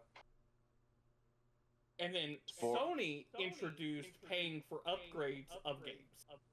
So Nintendo's only following Sony's footsteps. Yep. Huh. But NBA 2K basketball was the first game to introduce that. But you're not upgrading the game, so what's the point of them adding that extra money onto that? That doesn't make sense. Read. Well, that's like Horizon. A great example. Forbidden West originally was going to have a $10 upgrade fee. Oh, yeah. But because Sony had shot themselves in the foot and said it would be a free upgrade, they had to give it for free. So they backpedaled twice because of their own mess-ups. That's great. So curiosity. Funny enough, Xbox has been the only one where you usually have typically not had to pay for an upgrade. But in actuality, Nintendo is only following the gaming industry in whole. That's the fun fact. So it's not. I'm not saying it's Nintendo's fault, but if you want to actually look at who started all this, it was Take-Two. Yeah. Nintendo was just taking the next step forward. Which a game was going to do it. And if it wasn't Mario Kart, guess what it was going to be? Smash. Hey. No, it was going to be GTA. And then when GTA did that, other companies are going to follow suit, like it or not. And that was the big thing to remember, is like, Nintendo is the one that stepped out forward, taking all the blame, so now GTA is going to get scot-free. This was already the talking point. Gonna ask, well, by see, the and way. that's kind of the point of my issue is that like it's mainly like a, you know, fuck the guy at the top kind of thing, and Nintendo's been at the top. So then if, you know, Rockstar goes up there somehow, then I mean, you know, then they'll be the one that I'm mainly directed on. That's the point. Like, it's just, you know, they're already making a shit ton of money. They don't really, I don't know. It just seems kind of like, I don't know. I feel like it just doesn't, Math ain't math. some of it doesn't add up for me. Yeah. Nintendo gets a lot of shit, more than any other company, I would say. Justified or not justified, they do get the most shit. We're not accounting for Take-Two and their microtransactions. We'll leave that aside. And Yeah, Take-Two, where's my next that's some Bioshock? bullshit. I wanted to ask real quick. But actually, no, I can save it for after. Go on. But my thing is like, I'm looking at things in a way that, because the other thing we also have to think about is, now, and Nintendo doesn't count because they're actually genuinely good with their employees and stuff like that, but talking about other companies, we want to see companies flourish and survive, and we've been seeing a lot of them dying. And if this helps, I'm fine with it. Because not only has it been volatile on a consumer basis, it's been volatile as a company stasis because of people losing their jobs, companies closing down, being shuttered and completely because it's not being able to generate revenue because certain people aren't buying certain games and or games aren't getting greenlit because they're not safe. I just want to see the gaming world strive to be better, and if it takes some falls in the long run, I'm fine with it. Because it's, I mean, we see how Dragon Age was taken. We see how Assassin's Creed Shadows is being taken. We see all of these games getting labeled as certain things and not being played, and then people bitch about the price, but we're gonna buy the games anyways. So I think it's a twofold situation where we have a group of people being reactive and not actually helping the industry. They're hurting the industry even worse than necessary. And it's causing effects that trickle down to players like us.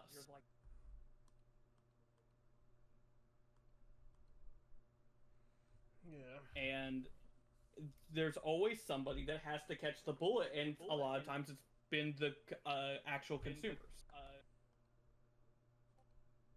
Because I don't know if you guys saw it wasn't recently, but like EA got a Dead Space 4 pitch from the original creators, and EA was like, no, we don't want it, it's not safe.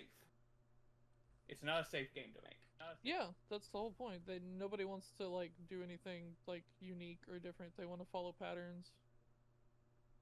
And it sucks, don't get me wrong, but at the same time, like a great example is like there are games that are like really good, but people aren't buying them, which are causing companies to be more shy into making these games. Because Dead Space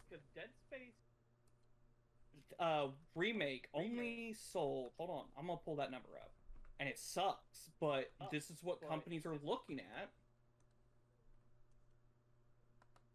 It only sold 2 million copies.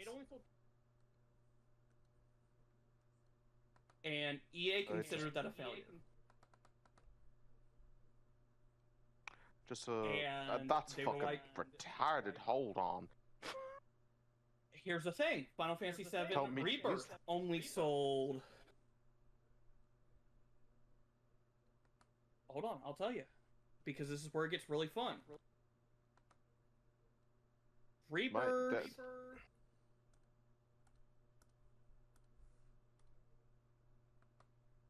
I don't mean to call it like that, but holy shit. That is... Huh. Also, just as a side thing, Christian, I sent you something just for after. Okay. Final Fantasy 16. We'll do this one. Over 3.5 million units worldwide. And according to the Square Enix and them, it wasn't that they considered still a failure. Because it hadn't sold as many as they'd hoped. Again, this is the world we listen to, and all that. But I'm gonna throw you guys for a complete loop.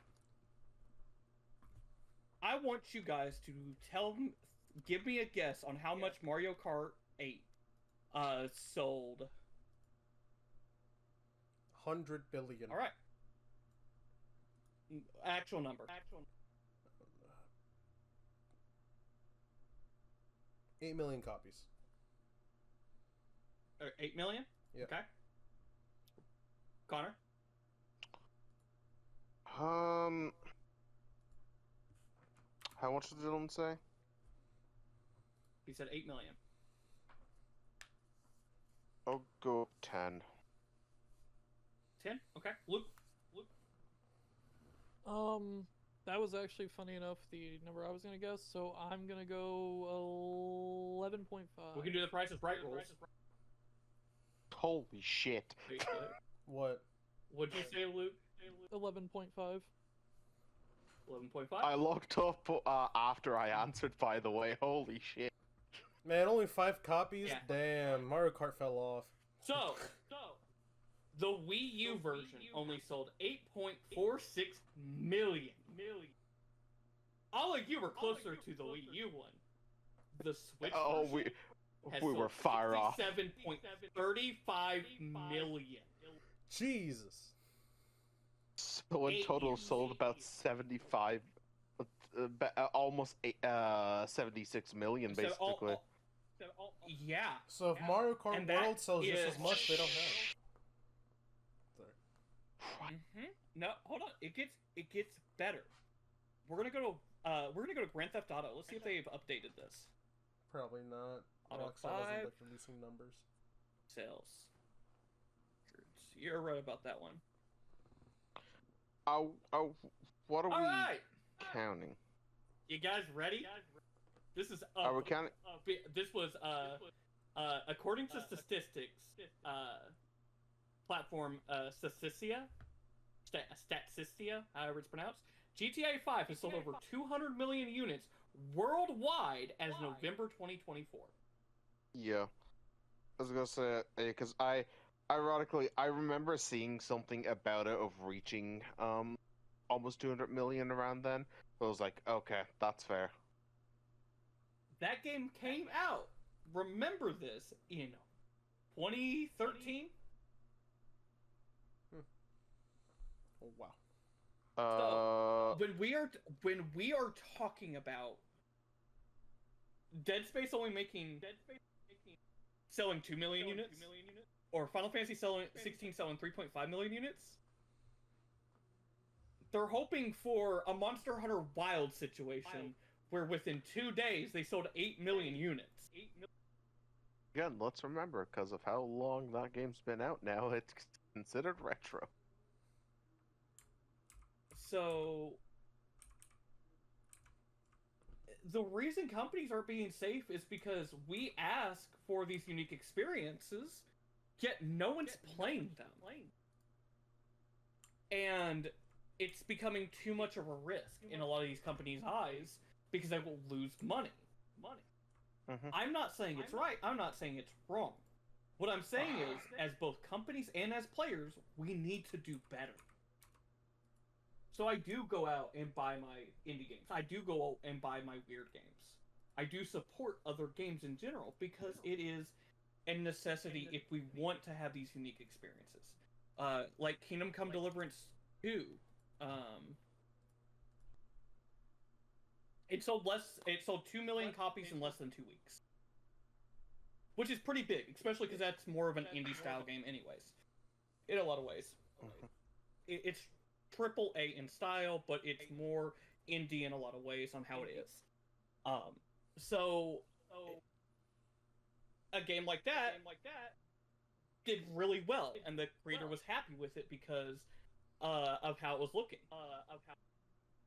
But it's just one of those things that it just comes down to very big analytics and talking. As a sad truth.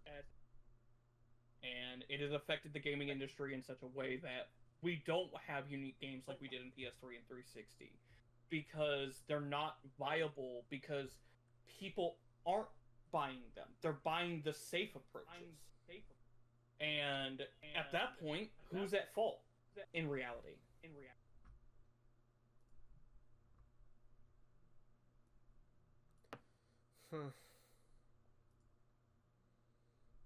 Like with the numbers I just gave you guys, like I'm like I hate saying it, but it comes down to players actually buying these unique experiences and playing them for us to continue to get unique experiences. But your Call of Duties, your Maddens, the reason these games sell so much and we see so many games imitating them or something like that is because they sell well.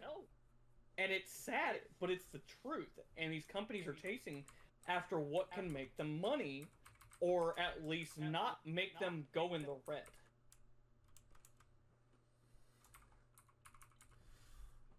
Yeah, it's a lot of factors of just everything's too corporatized in a way. It's just I get it. The companies are there to make money as well, but it's also that lately they've been just getting so like, oh, we're trying to make the next GTA. No, don't make the next GTA. Make the next thing that's going to make your community happy and make them willing to give you money. Yeah. Right. But I feel like that's a topic for another day, and I'm going long-winded because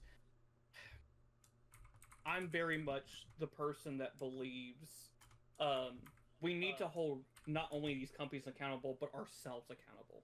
And I think it's bullshit just to throw blame on one side.